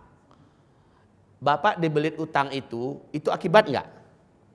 Akibat dari apa? Akibat dari tamak dulu. Ketamakan Bapak ikutkan. Bapak perturutkan, akhirnya ngutang sana, ngutang sini, nyewa bank apa? Ambil dana dari bank segala macamnya, lalu Bapak dibelit oleh utang. Padahal Allah haramkan jangan makan riba. Ustaz, stop Ustaz. Ini nyinggung saya, kena saya langsung Pak Ustaz. Memang sengaja saya nyinggung. Supaya tobat. Saya udah ngaku sekarang, saya mau tobat. Allah terima, pasti Allah terima. Lalu bagaimana? Bersihkan itu utang-utang. Gimana pun caranya. Jual aset-aset yang ada, jangan lagi terikat dengan bank konvensional. Jangan lagi pernah terikat dengan bank-bank ribawi, ya, atau minjam-minjam, karena seluruhnya akan menjadikan bapak ibu tersiksa. Takdir saya hidup susah ini karena memang disebabkan karena saya mengikuti tamak saya. Ini takdir, Pak. Allah suruh kita berinfak, kita pelit. Allah suruh kita bersedekah, kita pelit. Faman yabkhal innama yabkhalu an nafsi. Siapa yang bakhil, siapa yang pelit, dia balik pelit untuk dirinya sendiri. Karena ketika seseorang menahan harta, Allah akan menahan kebaikan dan keberkahan harta darinya, dan Allah akan hancurkan dia. Tapi orang yang bersedekah, orang yang berinfak, Allah jadikan hartanya berkah. Allah jadikan apa yang dikeluarkan diganti berlipat kali ganda. Makanya para malaikat berdoa menjelang terbit matahari waktu subuh. Setiap kita didatangi dua malaikat berdoa, Allahumma a'ti munfiqan khalafa. Ya Allah, orang ini kalau dia berinfak hari ini, gantilah. Wa a'ti mumsikan talafa. Yang lain berdoa, ya Allah, jika ia tidak berinfak hari ini, celakakanlah. Malaikat yang doakan, malaikat itu tanpa dosa, Pak. Doanya pasti dikabulkan oleh Allah Subhanahu wa taala. Baik kaum muslimin, takdir saya hari ini kenapa hidup saya susah? Karena ente bakhil. Karena ente bakhil, hidup ente disusahkan oleh Allah Subhanahu wa taala. Kan kita tahu siapa yang melapangkan saudaranya, Allah akan melapangkan dirinya. Betul tidak? Siapa yang menolong saudaranya, Allah tolong hidupnya. Ini sunnatullah, Pak. Aneh ya, si fulan itu dia sudah pemurah tapi nggak bangkrut. Memang betul kata Rasulullah, mana qasamalun min sadaqah bal yazdad. Tidak pernah berkurang harta kalau disedekahkan, tapi justru tambah bertambah, nggak pernah berkurang. Nah, orang-orang bakhil, karena dia bakhil, dia pikir dengan cara bakhil itu dia akan bertambah hartanya. Enggak, Allah hancurkan hartanya. Allah binasakan dia dan hartanya. Allah cabut keberkahan dari hartanya. Kalau udah begitu, Pak, pitih tonggok lai tapi berkah hendak, penyakit banyak. Makanan banyak tak serak.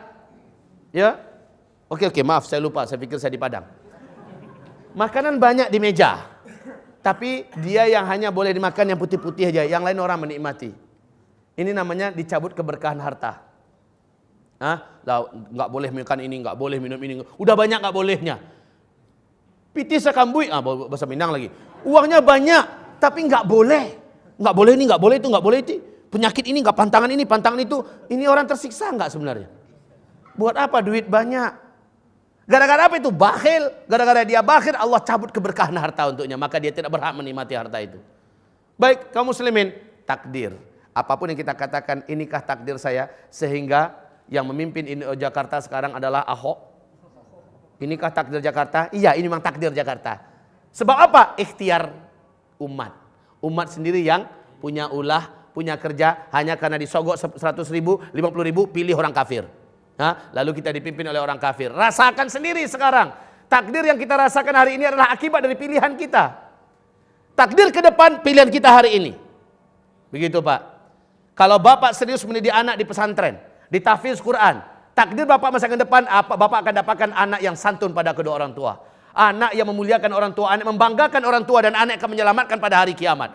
Anak yang akan menjadi tabungan anak yang sebenar-benar anak. Kalau bapak dari hari ini, bapak menempuh jalan itu, insya Allah hari kiamat bapak akan menikmati anak yang akan menyelamatkan bapak. Tapi kebalikannya, karena bapak hari ini mendidik anak tidak di atas pesantren, tidak di atas tahfiz Quran, tidak di atas ilmu keulamaan, tidak di atas adab dan akhlak yang agung dan mulia, tidak di atas tauhid dan akidah, anak bapak masa yang akan datang akan menjadi takdir buruk buat bapak. Inilah dia akibat saya dulu menyekolahkan anak saya di sekolah sekuler. Inilah dia akibatnya. Saya dulu menyekolahkan anak saya ke sekolah yang jauh daripada agama. Inilah akibatnya. Iya, inilah takdir saya memang. Tapi masih bisa dirubah nggak? Masih bisa. Sekali lagi, selagi belum mati, selagi belum terbit matahari sebelah barat, ya, selagi anak bapak masih hidup, masih bisa. Tapi kalau sudah meninggal, tamat sudah. Ada ibu-ibu yang bertanya pada saya, Pak Ustadz, ada orang yang bunuh diri dan orang itu adalah anak kandung saya, katanya. Bunuh diri anaknya, bisa nggak saya mendoakannya dan berpengaruh nggak doa saya ini untuk anak saya? Ini kata si ibu. Saya katakan, kalau udah mati dia, Bu, ibu doakan dia sekarang, nggak ada, Bu. Doa ibu tetap berpahala, tapi minta maaf, itu hanya jadi ibadah pribadi buat ibu.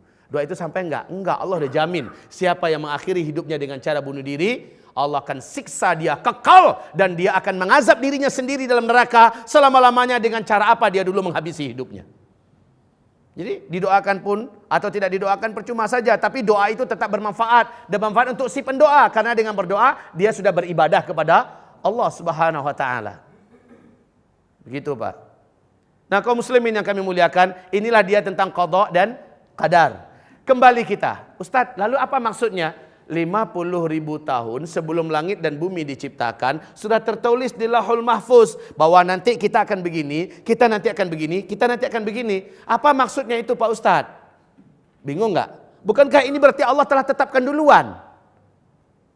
Bukankah kita hanya mengikuti skenario yang telah disusun oleh Allah? Bukankah ini namanya keputusan dari Allah? Bukan. Sekali lagi, bukan. Yang keputusan dari Allah namanya qada. Yang qadar atau takdir, sekali lagi, adalah ilmu Allah maha meliputi segala sesuatu. Sampai sesuatu itu belum lagi ada, Allah dah tahu bahwa si fulan nanti akan ada. Saya ciptakan dia nanti.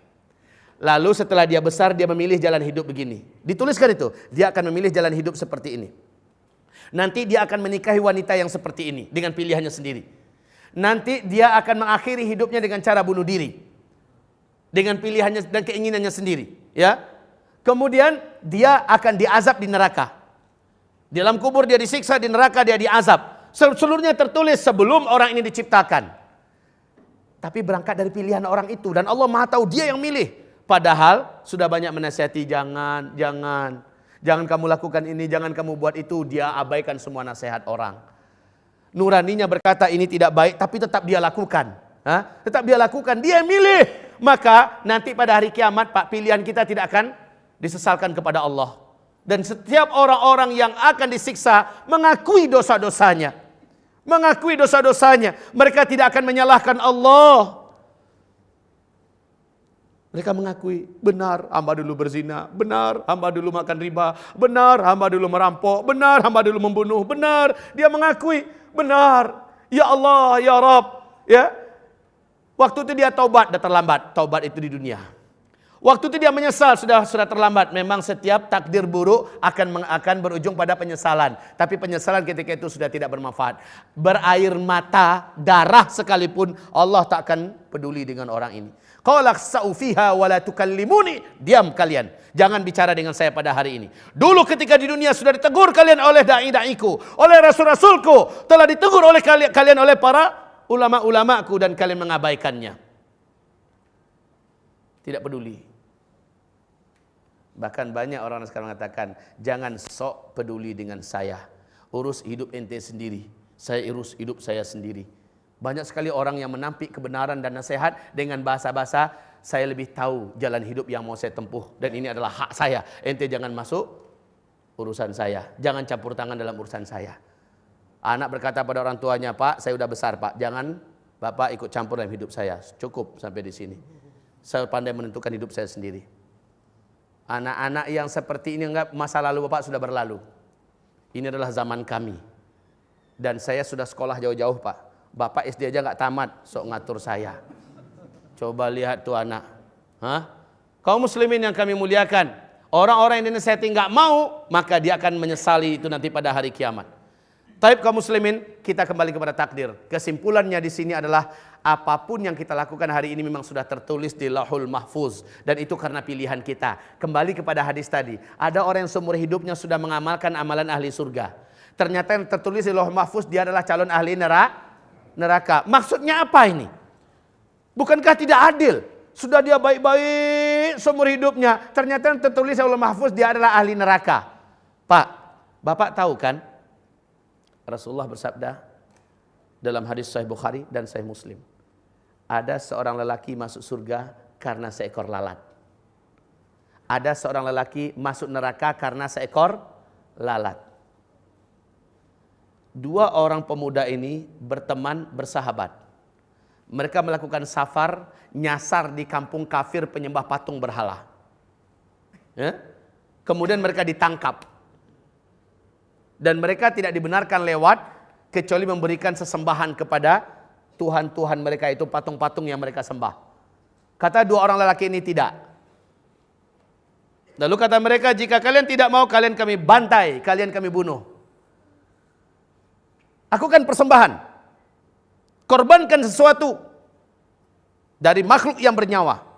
Maka apa kata seorang lelaki? Kalau seekor lalat saya tangkap, saya persembahkan dan saya korbankan untuk patung-patung berhala Tuhan kalian ini, saya bisa lewat enggak? Ya, boleh. Maka dia pun menangkap seekor lalat dan dia persembahkan kepada patung ini. Singkatnya hadis itu mengatakan laki-laki ini ternyata mati. Fadakhalan nar, laki-laki ini masuk neraka. Kenapa? Dia telah memberikan sesajen kurban kepada selain Allah, dan itu syirik, Pak. Syiriknya syirik besar. Dengan keinginannya, dengan pilihannya sendiri dia lakukan itu, maka dia mati dalam keadaan seperti itu. Sementara yang satu lagi, sekarang giliran ente, enggak mau gitu. Kalau ente tidak mau, ente mati. Di tangan ente saya mati, tidak di tangan ente pun saya juga akan mati, dan mati saya tetap pada jadwalnya. Menyembahkan, mempersembahkan sesuatu dari makhluk hidup, maka itu hanyalah untuk Allah, dan itulah bentuk ibadah, dan saya tidak akan beribadah kepada Tuhan-Tuhan ente itu, patung-patung itu. Jadi ente memilih untuk menolak, iya. Ente kami bunuh, silakan. Dibunuh, masuk surga kata Rasulullah. Coba dengan pilihannya laki-laki ini, dia mempertahankan akidahnya, dia masuk surga. Yang tadi dengan pilihannya dia mempersembahkan seekor lalat kepada patung-patung dan berhala, dan dia mati, dia masuk neraka. Ini pilihan, Pak. Ini pilihan. Apapun pilihannya, maka Allah Maha tahu itu. Dengan dipilihannya sendiri, dia mengamalkan amalan ahli neraka. Dengan pilihannya sendiri, dia mengamalkan amalan ahli neraka. Bukan Allah yang menetapkan, dia yang milih. Di akhir hayat kita, ini sakarat. Atau anggaplah beberapa hari menjelang dia mati, ternyata orang jahat ini, orang jahat ini, beberapa hari dia akan mati, dia memilih jalan taubat. Dia nggak tahu kapan dia mati, tapi ketika tersentuh olehnya satu dua kata-kata atau pengajian, sambil duduk mabuk di samping masjid, terbangun, mabuk ya, subuhnya dia terbangun, dia dengarkan ceramah, tersentuh dia pun menangis, ya, taubat dia. Padahal jadwalnya di sisi Allah kematiannya hanyalah 2 hari lagi. Dia taubat benar-benar, lalu 2 hari kemudian dia mati. Dia husnul khotimah, dosa masa lalunya Allah putihkan. Dia yang memilih.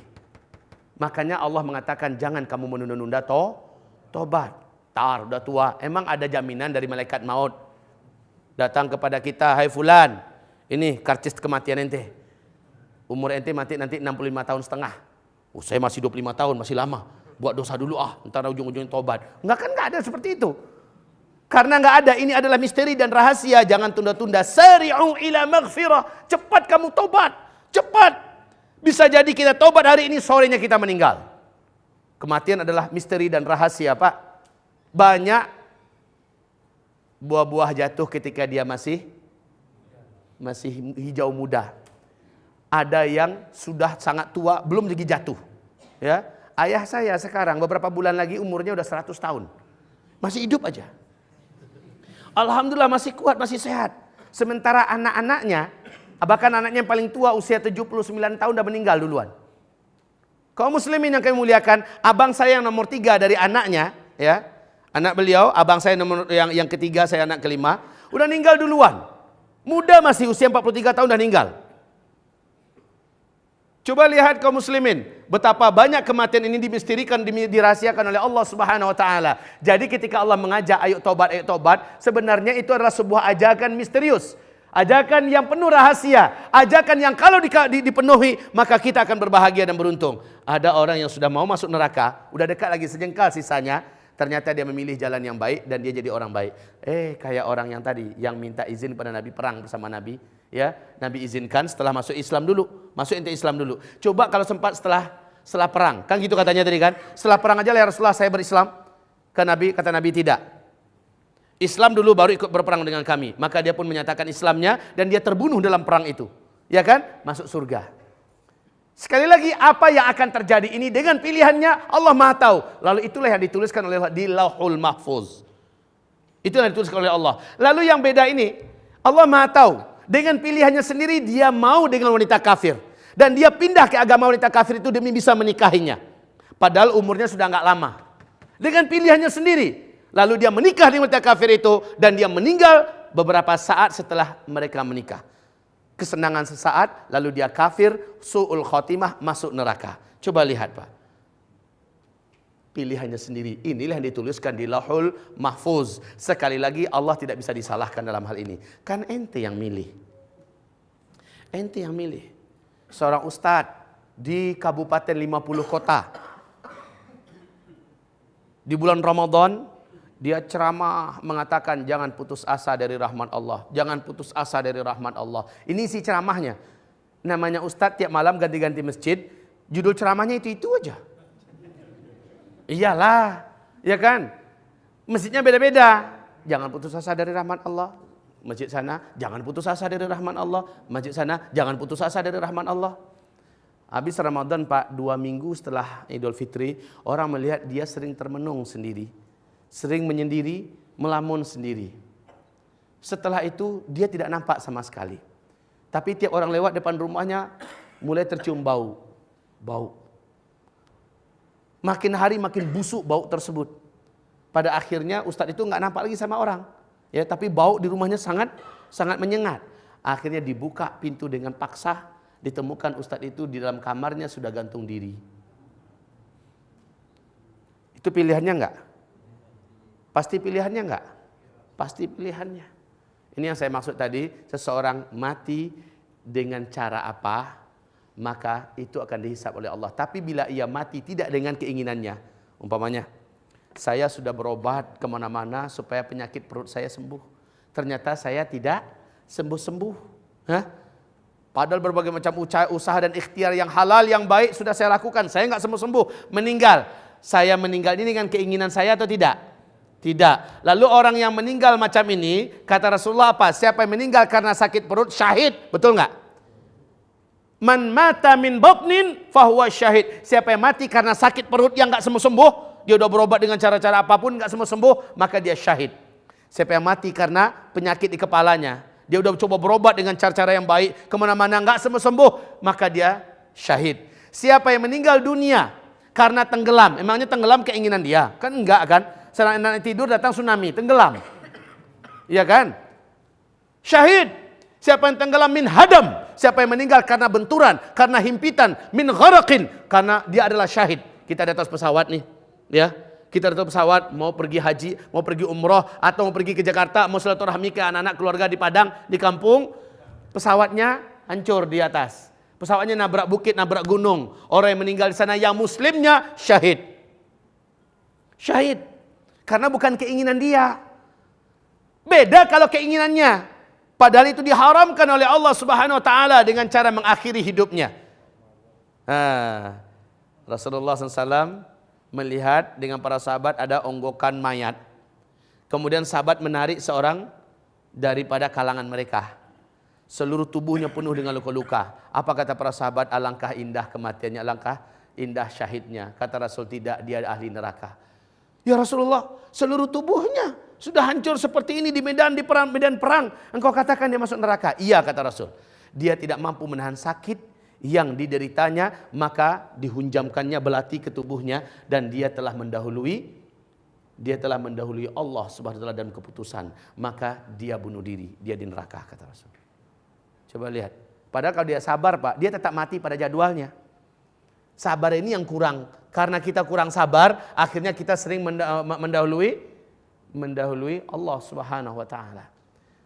Inilah dia penyampaian kita pada malam hari ini. Dapatlah Bapak bedakan, Bapak jangan lagi meratapi takdir, karena takdir semua yang kita rasakan adalah sebuah akibat daripada pilihan kita.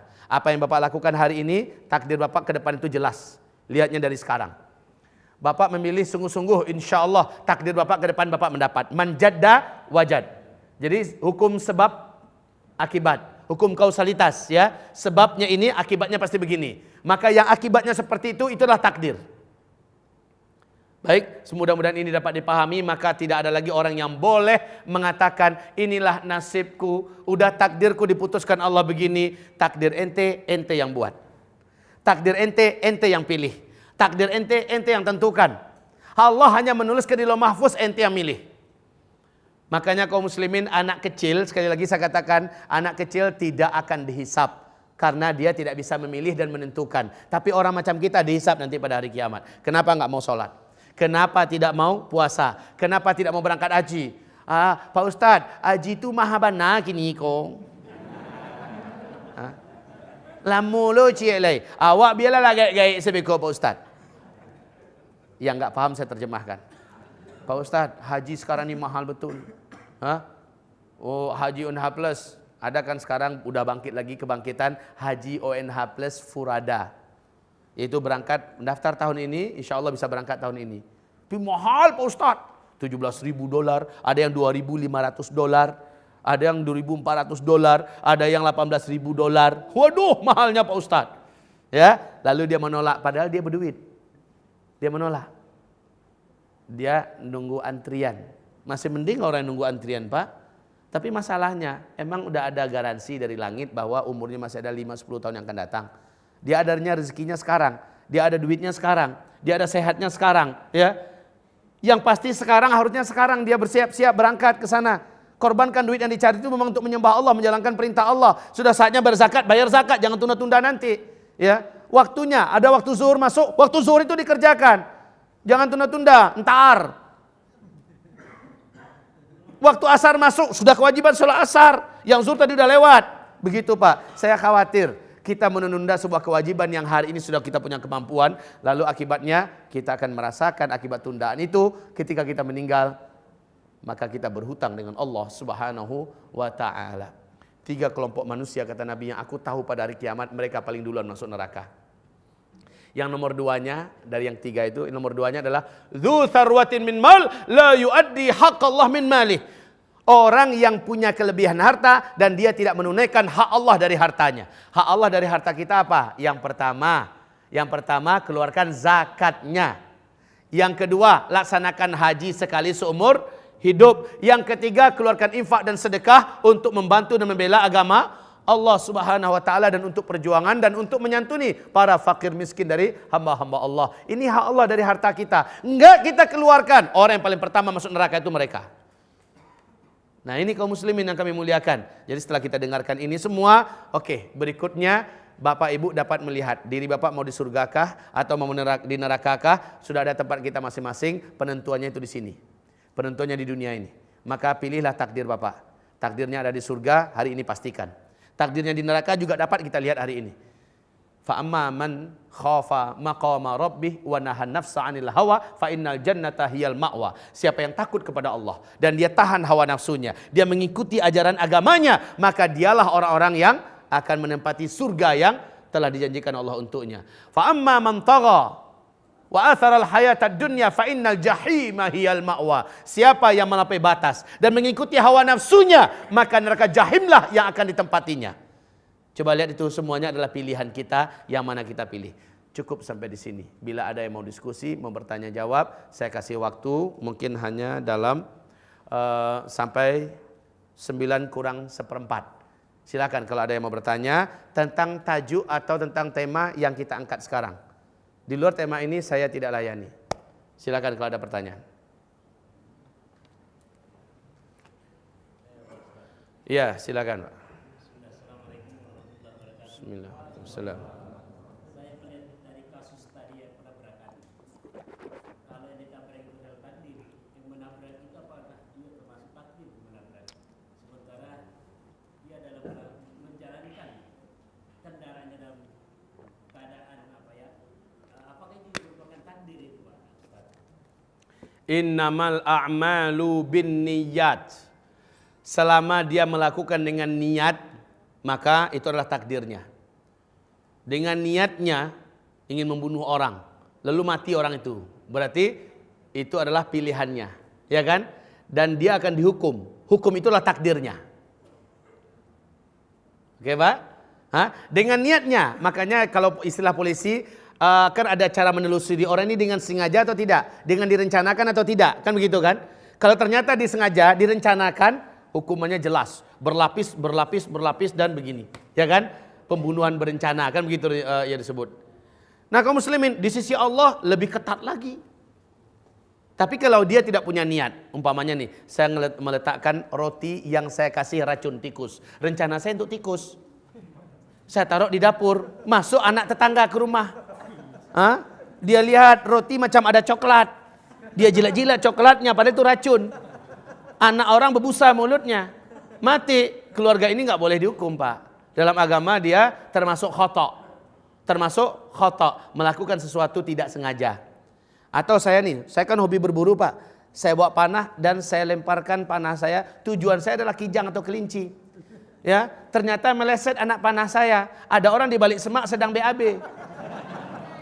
Tembus lehernya, mati Pak. Lah kan saya nggak sengaja.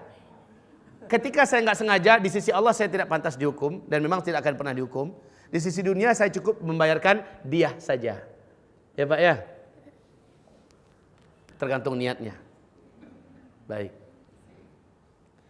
Nah, untuk orang yang lagi BAB tadi,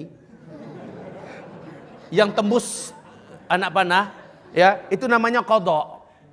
Itu namanya qadha, keputusan sepihak dari Allah. Gitu.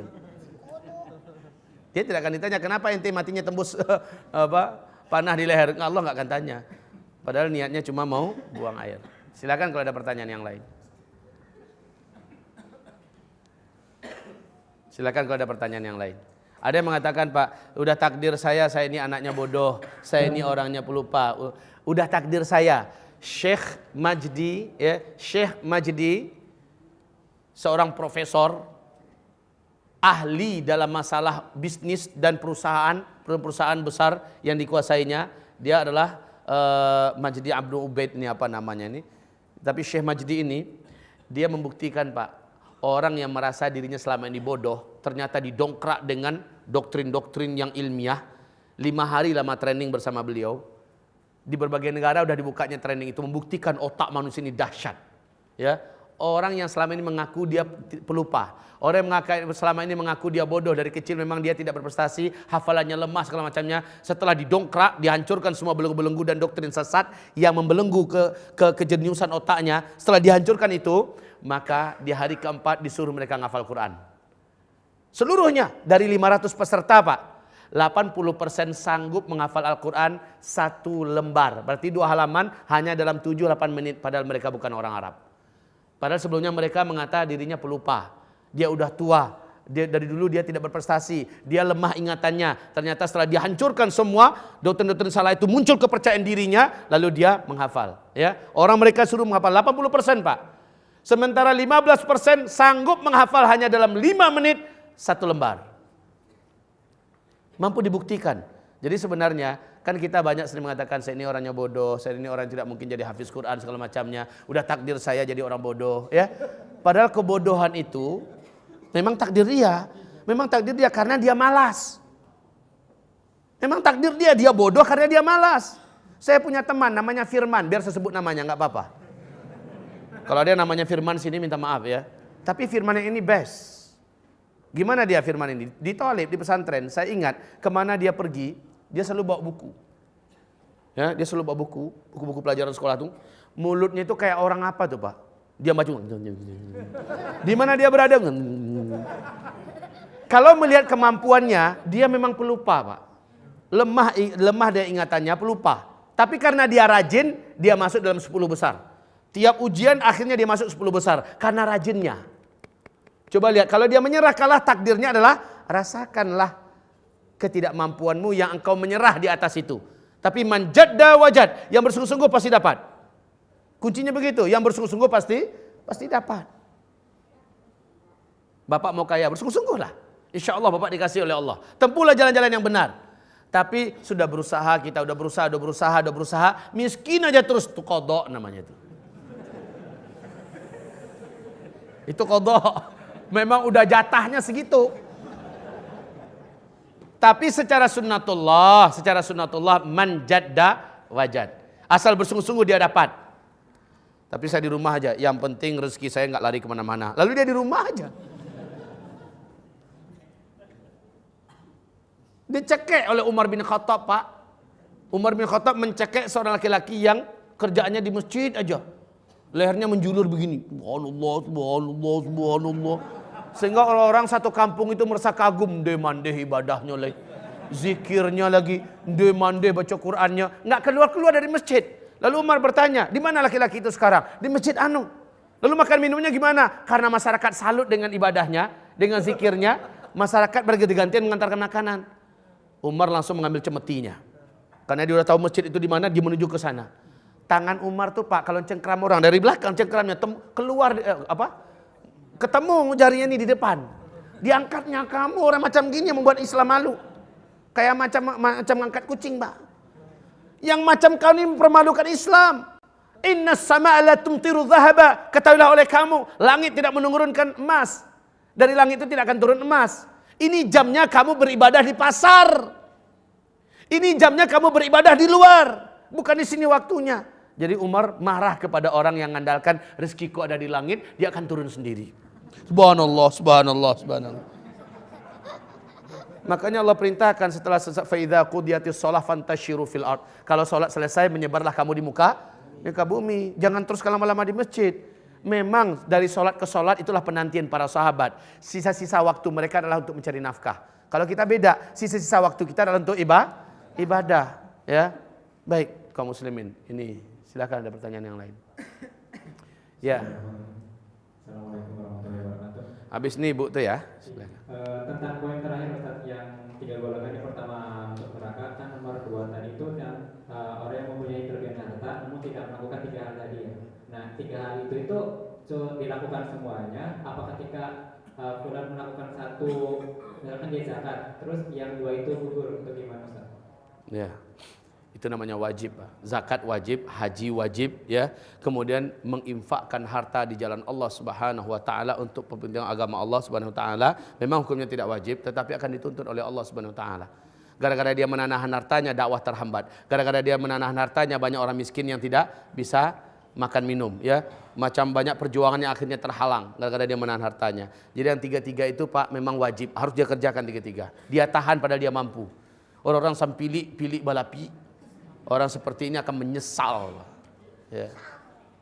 Silakan Bu.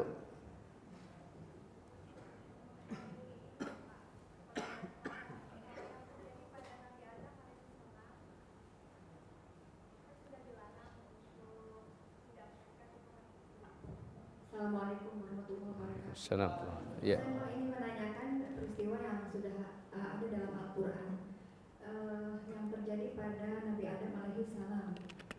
Beliau sudah dilarang oleh Allah untuk mendekati pohon itu, tapi ternyata tetap mendekati pohon itu dan diturunkan ke bumi, dikeluarkan dari surga. Apakah itu termasuk qadha?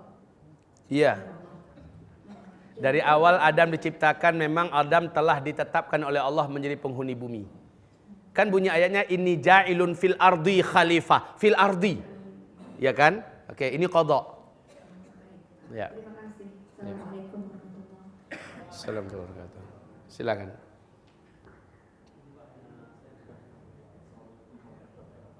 Assalamualaikum.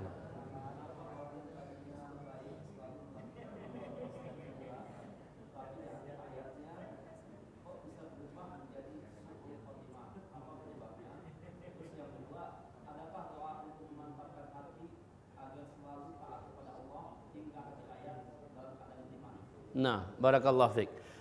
Jelas Ibu dengar nggak di belakang pertanyaan di depan? Pertanyaannya kenapa laki-laki yang sudah begitu taatnya seumur hidupnya tahu-tahu dia su'ul khatimah? Allah Maha tahu Pak. Allah Maha tahu. Orang ini di hatinya selama ini ngapain? Jangan-jangan dengan ibadahnya dia ingin dipuji. Jangan-jangan dengan amalannya dia ingin disanjung, dipuja.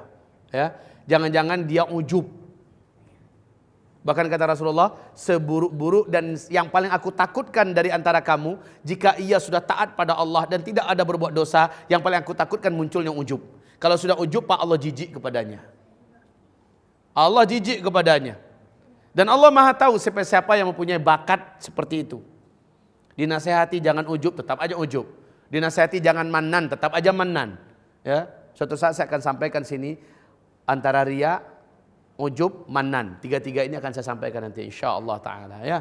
Nah, kita kan nggak tahu, jangan-jangan pemuda ini semasa dia berjihad, ya, semasa dia hafiz Quran, jangan-jangan ini wallahu alam, ya. Wallahu alam, jangan-jangan dia ingin dipuja, ingin disanjung dan suka di amalannya itu karena orang segala macamnya. Tapi yang paling pasti dia memperturutkan hawa nafsunya. Di ayat tadi kan mengatakan fa amman tagha wa atharal hayatad dunya. Siapa yang melampaui batas dan memperturutkan hawa nafsunya. Kan begitu kan bunyinya. Dia perturutkan hawa nafsunya. Dia tahu Pak bahwa dia nggak boleh pindah agama. bahwa dia tidak haram pindah agama, tapi demi nafsunya dia pindah agama, dia nikah dengan wanita ini. Ternyata ajalnya udah dekat. Dia main-main dengan dosa, Pak. Ini bahaya, Pak. Jangan main-main dengan dosa. Sekali ikonyo, biko tobat awak. Sedang kita buat itu, nyawa kita melayang. Di selangkangan pelacur dia mati, gimana? Sekali ini sedang buat itu dia mati. Dia nggak tahu kapan dia akan mati. Sekali ini cuma nonton. Saya, Pak, dari kecil tuh paling takut nonton bioskop. Kalau diajak orang nonton bioskop, terbayang oleh saya langsung gempa, nanti bioskopnya jatuh, saya di dalam. Santri Tawalib Putra mati dalam bioskop sambil nonton film Roma Irama.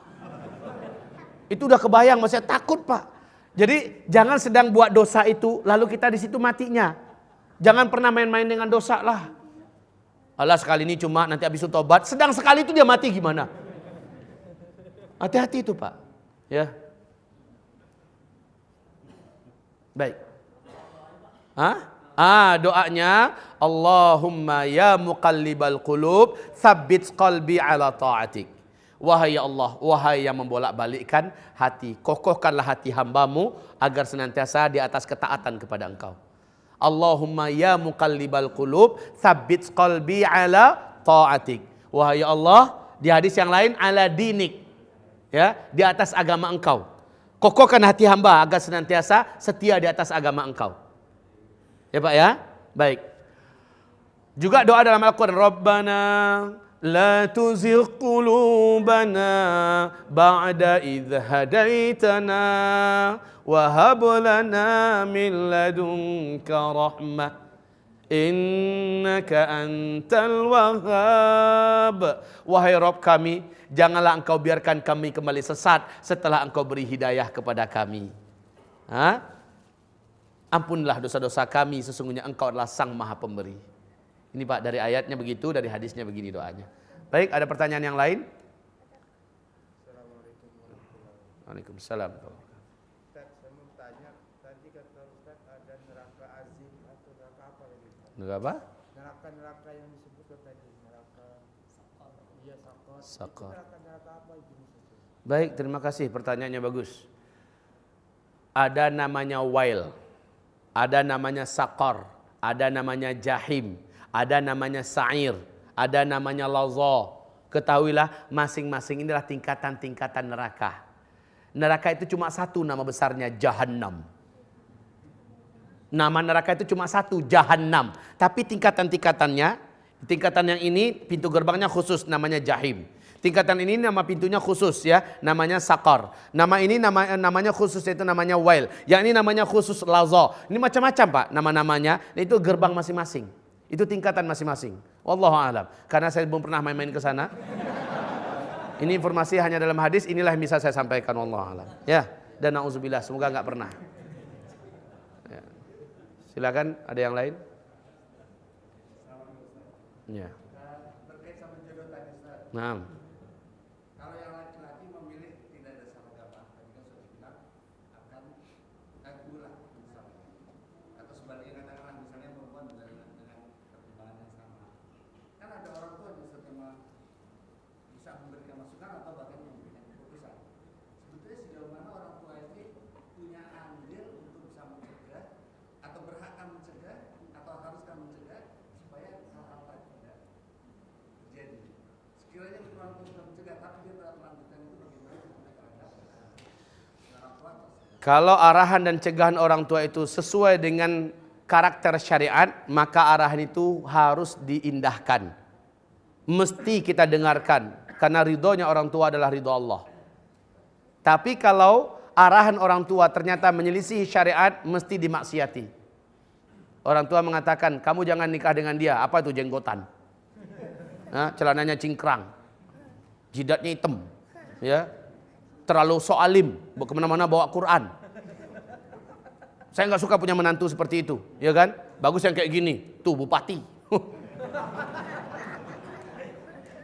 Pokoknya orang tua mengarahkan, Bapak itu bupati suka berdukun, nggak urusan mau dukun atau tidak, penting dia bupati, saya bermenantukan bupati. Kalau begitu, maka kita tidak diperintahkan untuk mentaati orang tua. Karena jelas orang tua menyuruh kita menikah dengan lelaki musyrik. Kan ada ayatnya. La tunkihul musyrikati hatta yu'minna. wala abdun wala amatun mu'minatun khairun min musyrikatin walau a'jabatkum. Jangan kamu menikahi wanita-wanita musyrik sekalipun kamu kagum melihatnya. Sungguh budak wanita tetapi beriman lebih baik daripada seorang wanita musyrik walaupun menakjubkan. Ayat berikutnya, wala tankihul musyrikina hatta yu'minu. Wala abdun mu'minun khairun min musyrikin walau a'jabakum. Jangan pernah kamu menikahkan anak perempuan kamu dengan lelaki musyrik. Sekalipun lelaki musyrik itu menakjubkan kamu. Menakjubkan kita pendidikannya, menakjubkan kita hartanya, menakjubkan kita bentuk penampilannya. Tapi sementara dia musyrik. Jangan. Karena mereka-mereka ini akan mengajak kepada neraka. Begitu firman Allah. Ya. Jadi kalau kita sudah tahu Pak, maka tidak pantas kita taat pada orang tua yang orang tua tersebut ternyata mengarahkan kita bermaksiat kepada Allah Subhanahu wa taala. Seorang anak gadis boleh mengatakan, "Saya tidak mau. Ini jelas orangnya musyrik, ini jelas orangnya kafir." Kalau begitu nak putus hubungan kita. Begitu kata orang tua. Maka ayah, bunda, saya sangat mencintai ayah bunda, tapi pilihan saya sangat berat sekarang. Saya tidak ingin agama saya hancur. Saya tidak ingin akhirat saya tergadai. Bila ini pilihannya, maka saya akan ridha, saya akan ikhlas. Saya akan keluar dari rumah ini. Semoga Allah Subhanahu wa taala menyelamatkannya. Ini maksud saya, Pak, ya. Artinya dia punya pilihan.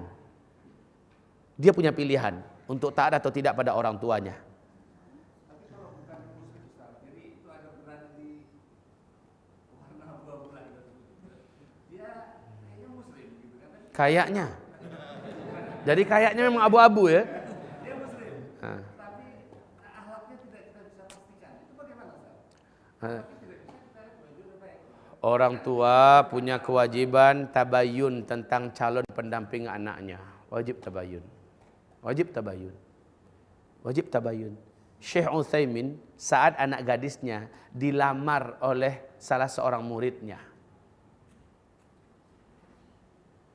Apa kata Syekh Utsaimin? Tunggu sekian minggu lagi. Ya, sungguh 1 bulan lagi. 2 bulan ya? Tunggu 2 bulan lagi. Kata si pemuda menunggu hari, kayaknya enggak ada nih, lupa manalah orang ulama sebesar ini akan ingat dengan saya. Ternyata dalam masa itu Syekh Utsaimin menyuruh orang untuk menelusuri siapa nih anak muda. Ternyata dia memenuhi syarat untuk jadi menantunya. Baru terakhir Syekh Utsaimin memanggil engkau. Padahal dia sudah melupakan. Ternyata dipanggil, kamu kan yang minta agar kamu dinikahkan dengan anak gadis saya. Betul Syekh, kamu diterima. Masya Allah. Setelah ditabayun, jadi kewajiban orang tua adalah tabayun. Ya, telusuri, ini cek and recheck, ini orang cocok enggak? Jangan hanya ngandalkan dia bolak-balik ke masjid, udah soleh kali nampak malu kita. Ya kan? Lihat akhlaknya, siapa teman-temannya, di mana majelis ilmunya, itu telusuri Pak. Apalagi di zaman jahil Pak, orang bisa hanya dengan baju koko, biarkan saja dagu ini selama 2 bulan nggak dipotong-potong, udah tumbuh bulu. Lalu pakai topi udah kayak ustad dah. Padahal ketika dia buka baju tatoan. Bisa jadi seperti itu. Ya kan? Baik. Ya, silakan. Ini terakhir ya, insyaallah. Waalaikumsalam.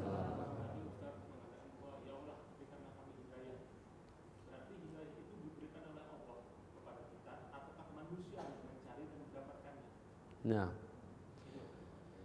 kaum muslimin akan memuliakan, ini judul kajian lain. Kita bermula dari ihdinas siratal mustaqim. Ihdina, tuntunlah kami, bimbinglah kami agar senantiasa di atas jalan yang lurus. Dijawab oleh Allah dalam surat An-Nisa, di surat yang keempat ayat yang ke-67 ya 68. Wala nahdiyannahum siratan mustaqimah. Sungguh benar-benar pasti mereka akan kami tuntun di atas jalan yang lurus. Kaum muslimin yang kami muliakan, ketahuilah tuntunan Allah itu sudah Allah turunkan berupa Al-Quran. Ini adalah tuntunan Allah. Ini hidayah dari Allah, makanya ini namanya kitab Huda. Al-Huda. Hudan lil mut. Ini dicari atau datang sendiri? Dicari atau datang sendiri? Ada majelisnya, majelis ilmu, datangi. Disitulah kita menjemput hidayah. Kita minta nih, tuntunlah kami. Allah mengatakan benar-benar kami akan tuntun kalian. Ini kitab hidayah, maka carilah oleh kalian. Jadi ada kalimatnya begitu, Pak. Ya, kalimatnya adalah hidayah sudah kami siapkan, kami berikan, ente minta, kami tuntun kalian ke sana. Kami tuntun kalian ke sana. Jalurnya mana? Mayyuti'illaha war rasul faulaika ma'al ladzina an'ama Allahu 'alaihim minan nabiyyin was-siddiqin wasyuhada was-salihin wa hasuna ulaika rafiqa. Jalurnya adalah jalur para nabi, para siddiqin, para syuhada dan para salihin. Ikuti jalur mereka. Mereka lah orang-orang yang telah menempuh jalan yang benar ini. Jalur mereka yang harus kita ikuti dari belakang. 6. Qadar. Itu qadar. Kita dapat hidayah atau tidak, kita harus nyari. Sama dengan dapat rezeki. Kita dapat rezeki atau tidak, qadarnya, takdirnya adalah bila saya dapat karena saya mencari. Betul tidak? Nggak mungkin saya dapat kalau saya nggak nyari. Nggak mungkin. Pokoknya saya di rumah aja. Lalu toko gimana? Biar aja dia mau tutup, mau buka, pokoknya rezeki akan datang sendiri. Itu nggak masuk akal. Ya Pak ya. Kalimatnya dia mencari. Dengan mencari dia akan diberi. Dengan mencari dia akan diberi. Baik. Demikian saja. Allah yang maha benar dan Rasulnya menuntun kepada kebenaran. Yang salah adalah saya, makhluk Allah yang dhaif dan lemah. Sekali lagi jangan berselimut di balik kalimat takdir dengan niat mempersalahkan Allah. Jangan berselimut. Takdir kita adalah pilihan kita, buah dari sebuah pilihan kita. Maka sekali lagi takdir ke depan bisa kita yang menggariskannya, menentukannya dengan apa yang kita lakukan pada hari ini. Taib kaum muslimin, semoga Allah ampuni kita di atas kesalahan yang sudah kita perbuat di masa lalu kita. Nastaghfiruka ya Allah wa natubu ilaik. Subhanakallahumma wa bihamdika asyhadu an la ilaha illa anta astaghfiruka wa atubu ilaik. Wassalamualaikum warahmatullahi wabarakatuh.